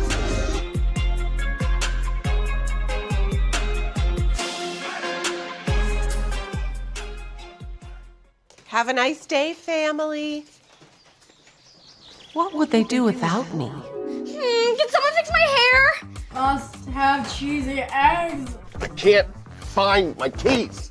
No! Annoying gang! Never! I'm the king of the I need some help. I better get more life insurance. You're irreplaceable, but a life insurance policy from GBU Life can provide your family with the resources for a well-planned future. Visit gbu.org to get started. So we're back again. There's the Panthers in the huddle. The offense has been clicking a lot better in the second half. Glenn, one of the things that worries you is if you can't go ahead on this drive, you're worried about getting the ball back. These drives can be 6, 7, 8 minutes long. We saw that a couple of years ago against Bethel, where they just kept banging it, and every time they had the ball, it seemed like a 9-10 minute drive. The best way, as we've talked about, to stop a high-powered offense is to not let them get the football. That's right. And you're really, on a warm weather night, I can't emphasize it enough, the running game wears the defense down, and I do worry about that. It's really, where complementary football really comes together, and the offense has got to help the defense out right now, maybe put together a drive of its own, chew a little bit of clock. Obviously, a lot of the kids are playing both ways, but when you play offense, it's not taking the same level of energy out of you that it does on defense. When you're playing offense, you know what the play is, you know what your assignment is. You can go after that with great vigor and then get a quick blow. When you're on defense, you're having to react to everything that's happening in front of you, and it just takes a different level of energy and conditioning to do that. Well, the good news is they aren't playing as many guys both ways as you see a lot from the Panthers. Robbins played a little bit on defense that drive. Other than that, it was Geyer, Snyder, a couple guys like that. But most of the guys are not playing both ways. That It's is, like I guess, McKeesport's in the neutral zone there. Well, I agree. This is Snyder on the end around. He can throw it. He is a quarterback. Uh-oh. This is trouble in the backfield. Hold on to the ball. Yeah, so unfortunately, I liked the idea, but Josh may have been better suited when it wasn't there to throw it away as opposed to take a big loss. But again, that's a sophomore who's not gotten many reps at the quarterback spot recently. Yep. And here you're seeing the effects of the warm weather night. Looks like maybe a cramping situation on McKeesport's part, which I'm quite honestly, Gavin, I'm surprised we haven't seen more of so far. Totally agree, and you might in this fourth quarter. We talked about the McKeesport coach getting a little greedy with the one throw they had last drive. I wonder if that's sort of the feeling now in hindsight, based upon you are well behind the sticks now and sort of in a bad spot when the offense was sort of going. But, again, they've been such a high-powered offense, and maybe they thought McKeesport was sucking up a lot and they might get a wide-open guy. Maybe, but running the ball takes commitment. So you've got to be committed. You've got to be willing to just stick at it, even if you have a couple plays where you get stuffed for no gain or 1 yard or 2 yards. So I would like to see St. Clair. Obviously, they're in a tough situation now. Running's going to be a tough thing to do, but that's the beauty of having Ethan Hellman as a quarterback. That's the beauty of having the talent on the outside. You can do it. You want to make sure you're just doing it with safe throws right now. You don't want to turn over. Totally agree. Shout out to Josh Helmerich. I appreciate him coming up and saying hi. He's in town for the 20th reunion of the class of 2005. Shout out to them. They won a Whippeal championship for us, my first as a coach, so hope they're having a blast down there. Here's Hellman. He's got time. He's running out of time. He's going to take off. He breaks, makes a man miss, gets to the 45-40, tries to spin, almost gets to the lead stick, so he gets 16 of it back. Really clever stuff. Such a competitive young man. Yeah, he really read where the McKeesport defense was, and really did a great job. The spin at the end, I always love a runner who makes a spin move. It's really tough to defend. So kudos to Ethan. That's his competitiveness coming down into him. When it matters, I love the ball in that kid's hands because he's a winner and he's tough.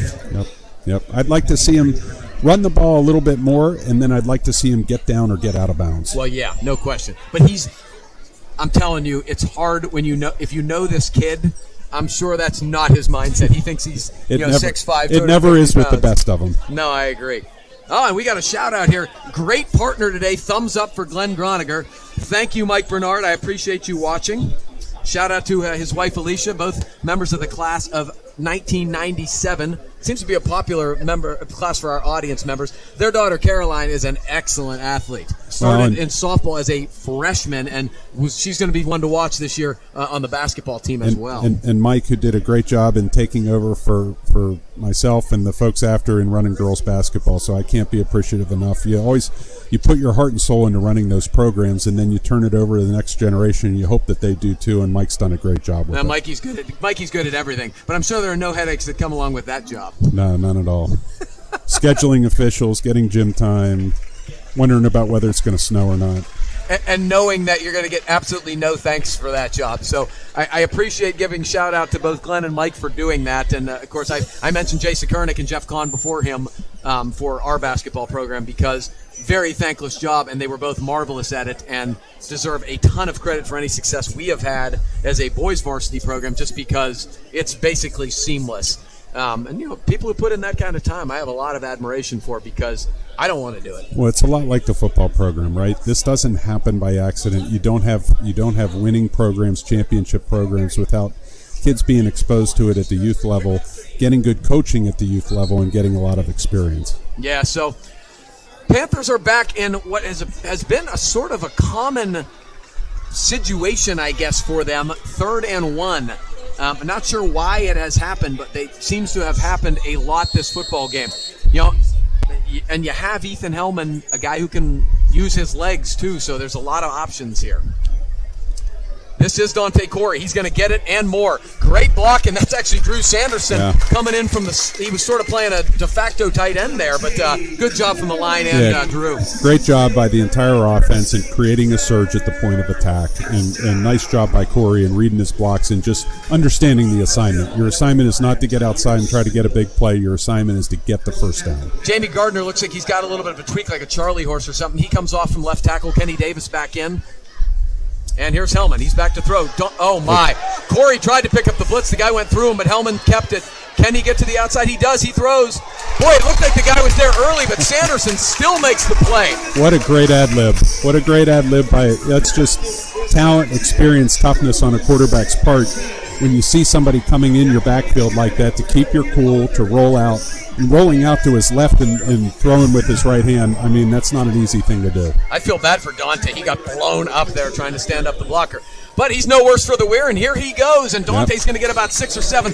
Love the way the offensive line is blocking this second half. The offensive line responds. They love run blocking, and Curry, I got to give him a lot of credit. He had a tough situation to play before. He just stuck his nose right back in there and is running the ball hard. Boy, was that a beautiful jump cut. There was a man shooting the gap, the linebacker, and he made a nice jump cut and gets 3.5, almost to the lead stick out of what could have been a loss. Yep. Dante's a really clever back. He's just a very, very good vision, good toughness. He's got a little bit of Le'Veon Bell, like I said. He kind of reads those blocks and is patient. 3rd and 1 here for the Panthers. It's Corey again. He gets stood up a little bit there. Can he lean forward? It's going to be close. I don't love this spot again. The guy on the top side is not giving him where he got. Yeah, that one especially, Gavin. I'm with you on that. I feel like that's. Yeah, that's definitely. And now it looks like we've got another cramping situation. We do. He tried to stand up on and fell down immediately. Sometimes you wonder whether it's strategic cramping or not, but looks like we've got the situation one way or the other. Yeah, I agree with you. That one, I sort of saw it happen in full time. I think I'm going to trust that one. But, to buy a little time on 4th and 1, you're right. Yeah. Shout out to my man, Ed Albert, who is loving the broadcast this evening. Ed's a loyal St. Clair football guy, and his son Michael was just outstanding last year. He's at Princeton playing some football, and his older son Eddie is a pitcher at Dartmouth, who's another great kid. Imagine having 2 kids, and your kids are at Princeton and Dartmouth. You definitely did a great job, and Ed's another guy who put a lot of time in I was on the Athletic Association board with him, and he does a great job, with our youth programs, and nice to see his kids having the success that they are. Yeah, Ed and Nicole are great. They give me a lot of advice in terms of parenting because I need it. And frankly, if their kids are ending up there, I'm assuming they must have some sort of magic touch. I'm trying to get Rooney not to burn down the living room, and so I'm hoping I graduate to the next level of survive and advance. Yeah, next level of challenges. But the Albert families, they're good ones. So this is a big play, Glenn. 4th and 1. Your gut here is to just bang it because the line seems to have gotten a little bit of extra surge here in the second half, but that they have not had a whole lot of success with that this game. And this drive has been a little bit of the Dante Curry show. I wonder, whether we're going to see John Banbury in this situation, given the physicality that he ran with, end of the first half, beginning of the second half. I would certainly think about it. And, the thing about Banbury is, he's the one playing every play on defense, and he's the big, middle linebacker doing everything against that defense. I wonder if after that long last drive, he was kind of gassed, but he's got to be rested now. You obviously have to pick your spots, but this seems like this could be a spot.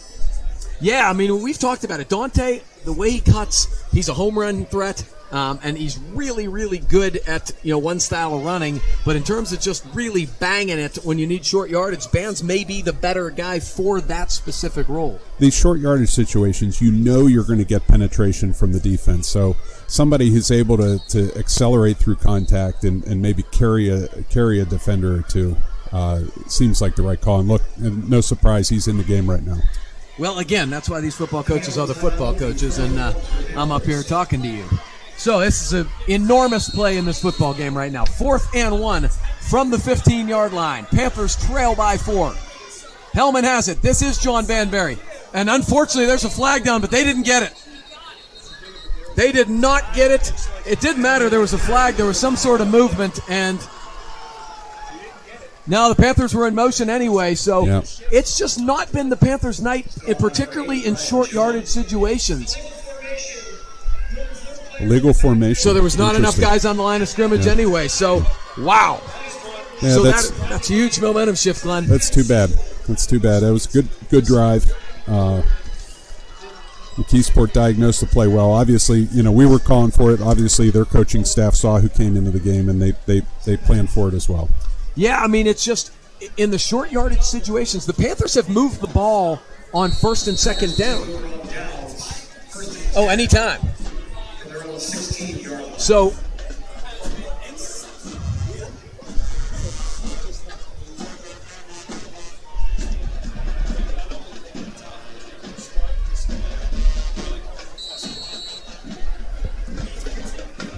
all right, this is a big drive right now for the Panthers. They have got to stop them, and they've got to get off the field quickly. But they were not able to deal with this run game very well the last drive, but a little bit better there. Banbury was shooting the gap. He was right up at the line, and they only got about maybe 2 or 3 there, Glenn. Yeah, Captain Obvious says that the Panthers could use a 3-and-out here.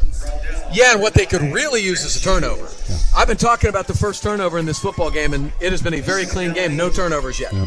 I'd be surprised if McKeesport puts the ball in the air much. Oh, no, they're absolutely not.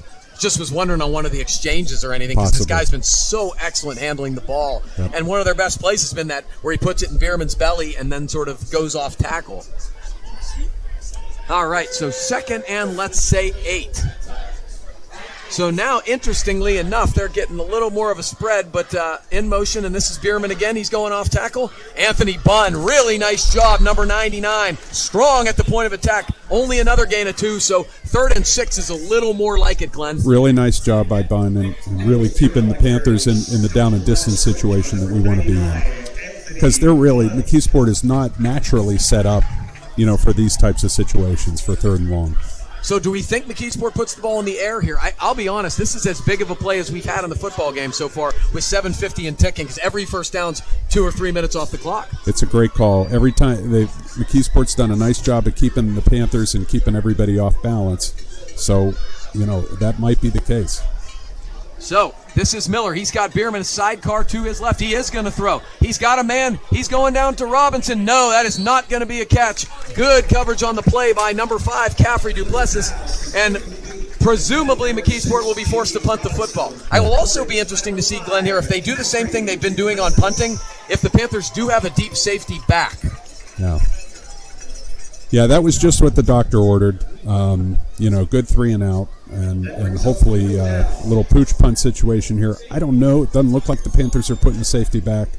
No, I mean, because you gotta respect what they're doing. Got to respect the fake. Although Gaither's cheating back. He's going to cheat back. Oh, and that's a really bad punt. Hopefully it does not bounce forward. Oh, it did. Really bad break for the Panthers. It's still not a great punt. It's only 29 yards, but that was going to be about 10 yards on the fly. But that's the perils of not having a great special team. That's right. It reveals itself throughout the game, and they did get a break by the ball bouncing forward as much as it did. But in the grand scheme of things, you can't complain when you're starting your possession in your opponent's territory. So you're wearing your OC hat again here, Glenn. What is your thought process here? Because I think the tendency is go for the gusto, go for the throat here. To me, I'm going run and play action. Run, play action. Yeah, see, these guys who win a lot of games, your Jim Renders in the world, it's never the sexy play. I'm thinking here, we're going downtown here and we're going to get it all in one play. That's not winning football. Well, it can be. Yeah. It can be. It's just there's greater variance with it. Yep. So Corey does a great job picking it up. They have Bryce Jones. He's open. That's a Panther touchdown. Bryce Jones for 49 yards. What a great play. Great protection, great pass, great route. This goes to show this isn't your dad's Upper St. Clair football team. Well, what do I know? Maybe it is winning football. Yeah. But, hey, watch Dante Corey right there. JRM folks got it perfect. He picked up the blitzer right up the middle, and that's the guy who's been really doing damage. And what a throw by Ethan Hellman. Every chance he has to make a big play, he's right on the money. And Bryce Jones, the Flyers, gets the Panthers into the end zone. That looked like a lot of what we saw the first 4 weeks of the season. Boy, it did. Wow. So Panthers retake the lead with 7:11 to go. This actually looms large here, because you got to at least make them tie with a field goal. Yep. So got to have a good snap and a good hold here. So Gardner got the snap here. Durazio gets it down. Jacobo, kick is up. Kick is good. So with Panthers retake the lead with 7:08 to go in the fourth quarter, 17-14. And let's take a break. We will be back for the conclusion of this football game. Stay connected with all the action. Follow JRM Sports on X, Instagram, and YouTube. Get the latest highlights, exclusive content, and behind-the-scenes moments from your favorite sports. Don't miss a second. Follow us today. At Laway, we understand the power of personalization. From hats to water bottles, our expert services include screen printing, embroidery, and a variety of promotional items. We also specialize in team sports gear. What truly sets Laway apart is our dedicated design team, including our talented on-staff graphic designers and exponential customer service. Choose Laway to make a lasting impression on and off the field.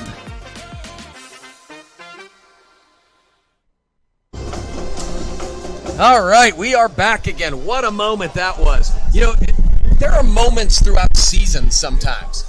Moments that you can really sort of galvanize a team or you can point to as turning points. If the Panthers can hold on to win this football game, that may be one of those moments, and I hope it is. Yeah. No, there's nothing like a big pass play, in a hard-fought game where each side is really grinding it out for every yard. To have the ability to go over the top like that is just such a boost. All right, Jacobo's going to boot it. He's going to boot it long again, and it is going to be way deep, and it is a touchback. So, Glenn, here's one of the things that I always worry about. In a game where it's kind of four-down territory, and the team runs an offense like this, you figure with 4 runs like that, you're almost going to get a first down inevitably. It is so hard to stop this type of offense in 4 downs. I always believe that. So I'm a little concerned about that part of it right now. Yeah, I think that's right to be concerned. I think the flip side of that is, though, as a defense, you know what's coming. You know what's coming. You know that, to expect that on a 4-down situation. So, and they're a little wider here now. They're split a little wider, our McKeesport. It'll be interesting to see if it's still the same sort of. Yeah, it is. Here comes Bierman at the mesh point. Oh, no, they throw wide. Dangerous. That's what we talked about. Wow. Oh, unbelievable. What a terrible break for the Panthers. So they tried to get a little cute there. He faked it at the mesh point and pitched wide. It got on the ground, but not only did they get the ball back, but they got about a 5-yard gain. Yeah, that really could have turned the game around totally if the Panthers fall on the ball there. You may not see that. So McKeesport's playing a lot of guys both ways, Glenn, and you're starting to see the detriment of that, which is cramping. Yeah, cramping, and you could tell a little bit of fatigue and a little bit of desperation from the quarterback as he made that pitch. So shout out to Mark Roy, who's watching this broadcast from his house, class of 2006. Roy, of course, had something smart to say about bringing Eric Petrochevich out of retirement to run the option in practice as the key to football games back in the day. I'd like to also note that Coach Render has a smirk on his face thinking about this. So, Roy, thank you for watching, and thank you for bringing some beautiful comic relief to this broadcast. And Patch, if you happen to be watching from Philly, I miss you. Please come back. All right, so 2nd and 6. McKeesport's got the football here, and on a big drive where they finally trail. They're in motion. Now they're going to throw. Miller's going down the field. He's got a man. It's Robinson. Great. Oh, he could not quite pull it in. So there's the difference right now. That is the exact same thing the Panthers tried to do. They had a receiver just like we did, but he could not quite get the football to the big 4-star recruit. In a hard-fought game where both sides have been able to show that they can run the ball and make some plays in the passing game, those are the things that make a difference. We converted, they did not. Glenn, are you a little surprised at how sort of exotic they've gotten here based upon what has been working in the second half, or is this just, those were 2 plays that could have really worked if they were executed Well, right? Exactly. If he catches the ball, we're talking about, what a great call that was. You're right. That's why I don't want to coach this sport, because, everybody's blaming you and things happen like that when it was wide open. So another timeout, it looks like, from the Tigers. They're going to talk this one over with 6:34 to go in the fourth quarter. I think, too, sometimes you can use the passing game, at least for your linemen and for the quarterback, and the quarterback is running a lot in this game. The passing game, if you feel like you've got a receiver like McKeesport does, you can almost use that as a little bit of a chance to catch your wind a little bit outside of the receiver who's running the long route. Yep. So the South Fayette squad beat Bell Vernon 28-7. That's another opponent that the Panthers are going to see here in a couple weeks. So that's a pretty good win for the South Fayette Lions.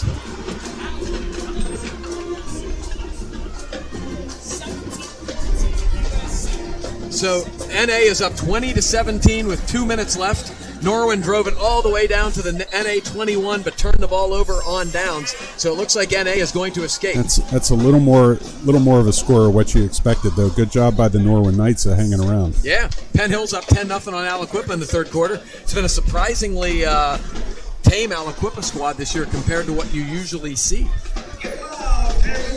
All right, big play here in this football game. 3rd and 6, maybe 4-down territory, but it might not be depending on how this play goes. Miller's rolling left, sees a man, got him. Really nice throw rolling to his left.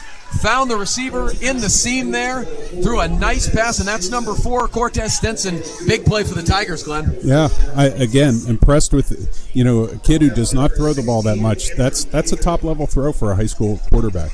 Yeah, really impressed with this kid. He's shown moxie, he's shown accuracy, really good with the ball. Highly underrated for me in terms of what he's done today.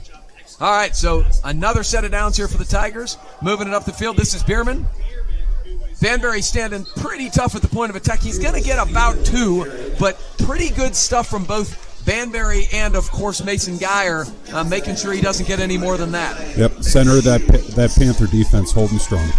Yeah, and the Panthers are starting to slant some of their outside linebackers in their 3, they play sort of a 3-4, 3-5 type situation here, and Beck Shields is starting to almost play as a 4th down lineman, and then Ethan Blau, number 30, and Randy Ann, number 18, are kind of slanting in, so probably why they're throwing a little bit more. Time is ticking, 5:22 to play. He's throwing again, it's Miller. He's going to slant it out. Oh, intercepted! It goes through the receiver's hands and Randy in, and we talked about the first turnover being big. That's a huge one for the Panthers. It really is, Gavin. Huge momentum shift there. Nick Saban always said, turnovers and splash plays, that's the difference maker in a football game, and that's a big one for the Panthers. Yeah, so, look, it's a chess match, and the Panthers started to get a little more aggressive in terms of getting those linebackers up to the line of scrimmage. How did McKeesport adjust? Well, they spread it a little bit more. They looked to throw it a little bit more, and they almost burned us, and then they got burned. So it just goes to show you football is such an interesting game. Well, and you can't get away sometimes, even if you're having success, you can't get away too much from what your bread and butter is, what your kids are comfortable doing. But again, the kid catches the ball, we're not making that call. No, and it was a dump down. It was a check down. So here's Hellman. Panthers not getting conservative. He's rolling out. He's got a lot of space here. Oh, they called a hold. Boy, it was close. It's tough because we've seen a lot of stuff on the line of scrimmage that they've let go today. To actually call a hold in that situation is tough. Yeah, I feel like the refs in general this year, watching high school football, have let the teams get away with a lot. So I am a little surprised to see that flag in this situation. But again, that's probably the bias of an old offensive lineman. Well, it might be, and again, it may absolutely have been a hold. It's just that's no different than what we've seen a lot tonight. That is the fact that is the first holding flag in that situation is a little. That's a little questionable for me. It just seems to go against the way the game has been called so far. The reality is you could call holding on almost every pass play. Yeah, and that one, there was one where Hellman ran earlier, kind of a similar play that I thought we held on the corner. And if that one wasn't called, I'm surprised that one was. So, okay, 1st and 20 for the Panthers. Are we going to get a timeout here? Now it looks like they want to reset the play clock. Or the game clock. I don't know. Please reset the game clock to 5 minutes and 4 seconds. All right, so they're putting a little more time back on the clock. I don't know if the clock was supposed to stop there or not start on the whistle, but either way, this isn't going to be a game they're going to run the timeout here. The Panthers are going to have to get some first downs here and go get some positive plays. So here's Hellman. Oh, it's a draw, and Dante's got some room here. He's at the 45-40. Oh, and he lays the boom on that kid. Very nice hard run by Dante Corey. Gets all the way down to the 38. So that's a nice job getting 7 or 8 yards back, Glenn. Well, and the draw is something that Upper St. Clair can use really effectively, especially when you have success in the passing game. You get people, you get defensive linemen coming upfield very aggressively. The draw draw is a great call there. You know, the other thing that's sort of interesting here is Jacobo can kick a long field goal. I don't know if it's that valuable in a game where McKeesport's likely to go for a touchdown anyway, but it is something to think about. He can kick it from a long way. I've seen him kick a 65-yarder with not much problem. It's an advantage that we have. We're not quite in that position just yet. We are not. It's Hellman. He's going to pump fake. He's looking down the field.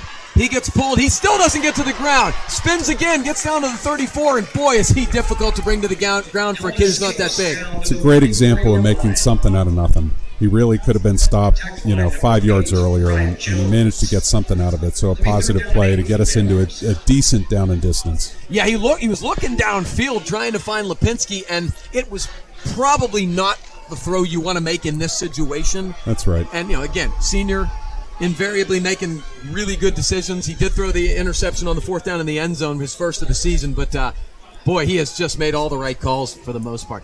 I'm guessing this is probably going to be a timeout from the Panthers here. Probably. Burn a little clock, allow your offense to catch their breath. Yeah, I don't know. Okay, we still got 5 seconds left on the play clock. Looks like we're just taking our time. Here is Hellman. Oh, and unfortunately, it was a miscommunication. Drew was open, and he didn't look back for the football, and it would have been a first down. Yeah, it's tough. Those passes across the middle, they're wonderful, and you got to do them to have balance, but boy, they can make you nervous at times. Yeah, I don't think you're going to punt here because you really don't have that much. Oh, no, it looks like they might punt here. So I guess the philosophy here probably is, Glenn, their offense, McKeesport's offense takes a while. They're not really as much of a big play offense, so field position, even if you only get 15, 20-yard net here, it still might help you. Yeah, there's plenty of time at 4 minutes. There's plenty of time to put together a drive in high school football. So it's a tough situation. It's tough to second guess the call though at fourth and long. It'd be a really long field goal. No, I don't think you kick a field goal. If it was 4th and 4, 4th and 5, maybe you go. Yeah. 4th and 8, maybe you don't. It's just unfortunate that he and Drew weren't on the same page there, because if Drew and he were on the same page there, and who knows what the play was, you've got a first down there easy. Right. McKeesport's done a really good job of diagnosing St. Clair's pass plays, and so you've got to respect that and just accept, this is the right call in this situation. Just a great punt. So Jacobo did two things there beautifully.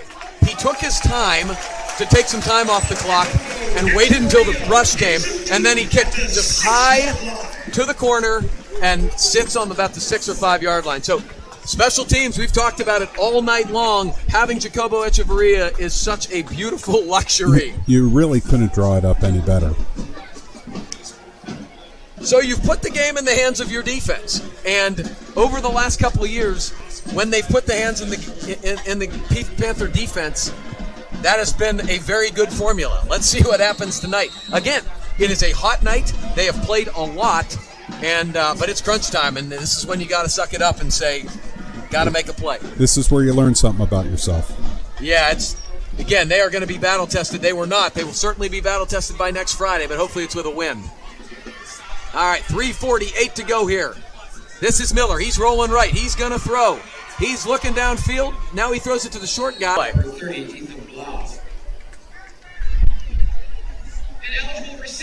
Yeah, so ineligible. Yep. So he wasn't. So he was covered up. Yep. Yeah, so that guy was covered up. So half the distance to the goal, not a huge penalty, but at the end of the day, any yardage you can back him up in these type of situations and run time off is a positive. Well, and as a team that doesn't naturally throw the ball, you're going to be even more reticent to throw the ball when you're up against your own goal line down here. So it does maybe add a little bit more predictability. Yeah, and the Panthers although they're spread out right now, so Panthers haven't gotten any pressure on the quarterback, but they blitzed Banbury that time. So they blitzed John Banbury on the middle linebacker up the middle blitz, and he got home. Yeah. That's, I think the McKeesport coaching staff has really called a terrific game tonight. I really question that call. I think that was one of the few that, I don't understand what they were doing. That had a chance to really blow up in your face, but maybe they feel like on the road they've got to be not afraid to make a big play. Yeah, it's just interesting because their best drive of the game by far was the one where they really sort of I got to call timeout here as they had too many men on the field. But their best drive of the game by far was the one where they played the most conventional McKeesport-style football. And I understand we have time as an issue now, but to not even have that be a possibility to set up the passes, I'm a little surprised by that, I think. Yeah, I agree. So what would you do here? Obviously, this is a tough situation just because of where they are on the field. But what would you do if you're McKeesport here? If I'm McKeesport, honestly, I'm probably, looking to do some type of maybe like a quick pass, maybe a rollout, maybe a run pass option, something that gives you the ability, to turn upfield. I'm just being a little more cautious. I'm not crazy about dropping my quarterback back in the end zone. That makes me nervous. That's game over right there. And quite honestly, if St. Clair gets the ball back, I'm not sure that they're going to be super aggressive either. So with 3:28 left, McKeesport might get the ball back again. Oh, absolutely. I mean, we are not in like the 1.5 minute range where you've got to, again, I get it because their offense takes a while because of the running, but I still think I would be, some of the mesh stuff with Miller and Bierman and try to get 5 or 6 of it back here and get in a more manageable situation. Yep. All right, so man in motion. They're still sort of spaced out here. Miller is rolling. He's got time. He's going to throw. He does a nice job. That's Javier Everett. That's going to be a first down, about a 13-yard gain right at the stick. Good run pass option there. You gave your quarterback a chance to make a play to read it. You get away from the end zone, which is what, if I'm McKeesport, that's what I would have been concerned about, especially the pressure the Panthers brought to play before. And McKeesport has so much speed that you're going to be a little bit cushiony in terms of having your secondary. So that's right. Those throws are there. And they did it to the wide side of the field, so a lot of space. All right, so clock is stopped because they got out of bounds there with 3:21 to play. First down for the Tigers. Miller is rolling out. Duplessis blitz. He does a great job. Caffrey Duplessis on the corner fire, and Anthony Bunn gets him to the ground. Really nice aggressive call from the Panther coaching staff. Great call by the defensive coaches. Great job by those two, and Caffrey Duplessis wasn't able to get him on the ground initially, but he was able to hold him up long enough to allow 99 to get there. Well, I think he thought he was going to throw right away, so he left his feet to try to knock it down. Yep. But kudos to Anthony Bunn for not giving up on the play and getting in the backfield. So, I couldn't tell who it was. It could have been Coach Donati, but that was a great call. Really aggressive stuff, not sitting back and playing passive, and great stuff from the Panther D and the coaching staff. Yep. So, okay, 2nd and 17 is a little bit of a different scenario, is it not here?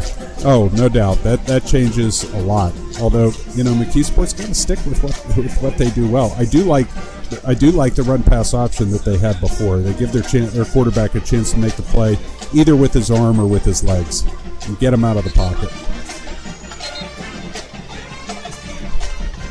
All right.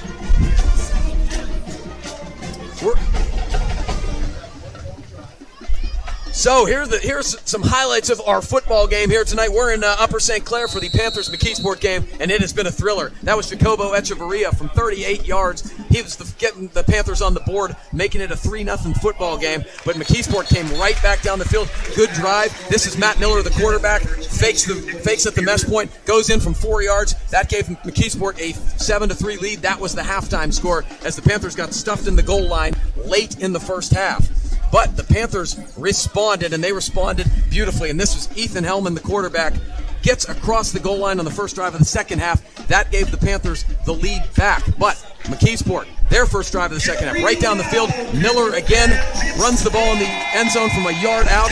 They regain the lead, which that was the way the game stayed until the fourth quarter. And then the biggest play of the game so far tonight, Ethan Hellman, the quarterback, goes deep down the field, and he finds Bryce Jones, the senior receiver. That gave the Panthers the lead, 17-14, and the Panthers looked like they just stopped McKeesport very deep in McKeesport's own territory to get the ball back. It looks like the Panthers are going to win this football game. So great game here, very, very tight. Looks like the Panthers are going to move to 5-0. Matt Fargo, back to you. That brings up 4th and 26 for the Tigers. All right, so had to do a cut in there for the other television broadcast. This is 4th and 26 here, and they're going to punt it. Very interesting. They do the punting formation. St. Clair's going to let it go. So Glenn, you're probably not going to get 4th and 26. That's probably a smart play since McKeesport still has a timeout, and make St. Clair, do something, get a first down to put the game away. That's right. Up to this point, the play of the game was the long pass play that really pulled St. Clair back into the lead. I'd say, a close runner-up for it was the third. As Coach Render used to say, he's sitting near us, and he'd always complain when we were in this situation. 3rd and a million. Well, McKeesport was stuck in 3rd and a million, and St. Clair came up with a great scheme, got pressure on the quarterback and sacked him, got quite honestly close to getting the safety out of it. So now you like the position you're in. You're telling your offensive line, guys, you can win this yourself. Don't give them the ball back. Yeah, 1 first down, and basically the game is over. So it is, you got to get off the ball. This is Dante Corey. Look at him running with 2 hands on the ball. But he does a nice job. He made the first guy miss and still gets 3 or 4. That's exactly what you want. McKeesport's going to use their last time out. Ball security is everything at this point, and this is now a math equation. Yeah, it certainly is. I'll tell you what, Glenn.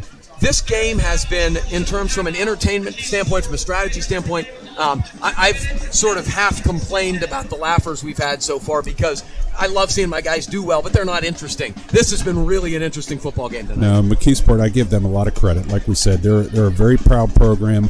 They're tough kids. I think they're very well coached.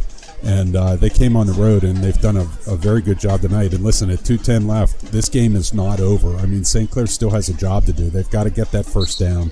You've got to hold on to the ball, and they've got to burn clock. I'm sure McKeesport coaches are saying you got to try to get the ball out, but at the very least, tackle the ball carrier, make sure they don't get that first down. So, if you're St. Clair, do you have any sort of motivation to do anything different at all? Whether I'm not saying throw or anything, but like fake and a bootleg from helmet or anything like that, or is it just you banging? Well, I'm an old skid meathead offensive lineman, so I am not getting fancy like that. But Coach Junko has surprised us a couple times on 4th down and has done some things. So you never know. Well, they got 4 receivers in the game. So this is Dante Corey. Oh, that's a great run. He makes one man miss. Oh, that's a tremendous open field tackle because he almost got to that lead stick.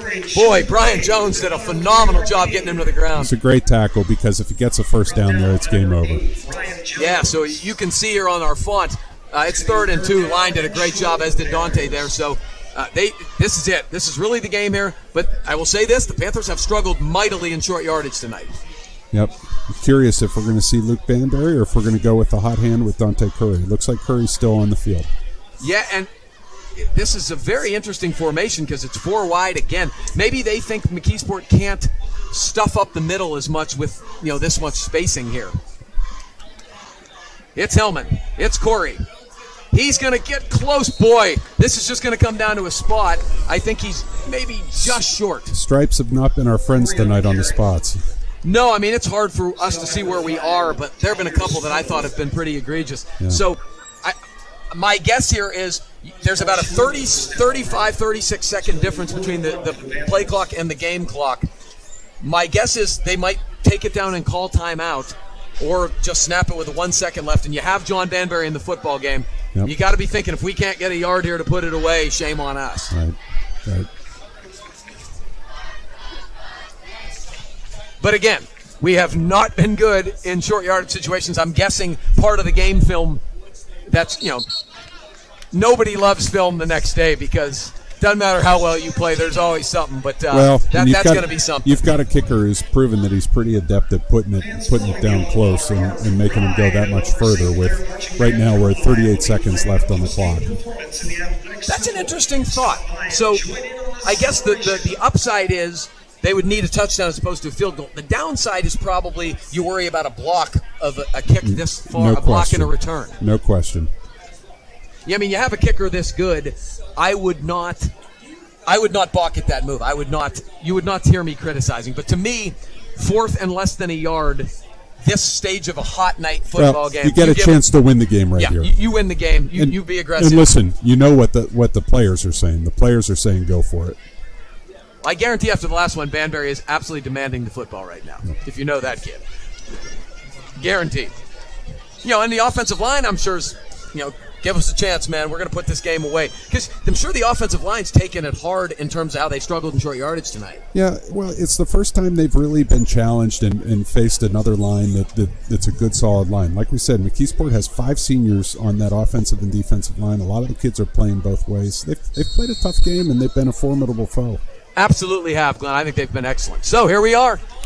This is Banbury sidecar with Hellman. No, it's going to be Ethan. He's going to go over the top, and he definitely got it if they spot it. I mean, there's no way he didn't break the plane with the football. Yeah, I'll tell you, that's the way I saw it, although the way I see the ref coming in and did not signal it, obviously, at least at the beginning. I don't love that spot either. No, there's no way with where he reached the football, he did not get it past the 30. See where the replay is here. It's getting really frustrating because this is a recurring theme in this game. No, there is no way he did not get further than that. He's way past the 30. He is way past the 30-yard line. That's just a missed spot, unfortunately. And, whatever.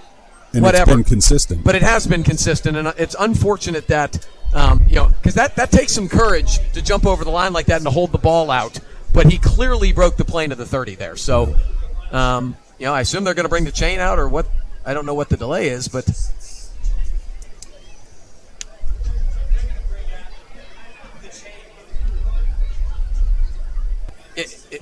I'll tell you what, if they don't get it, there are going to be some very upset people on the Panther sideline because that's just not a very good spot. Looks like he got it anyway, so it's beside the point.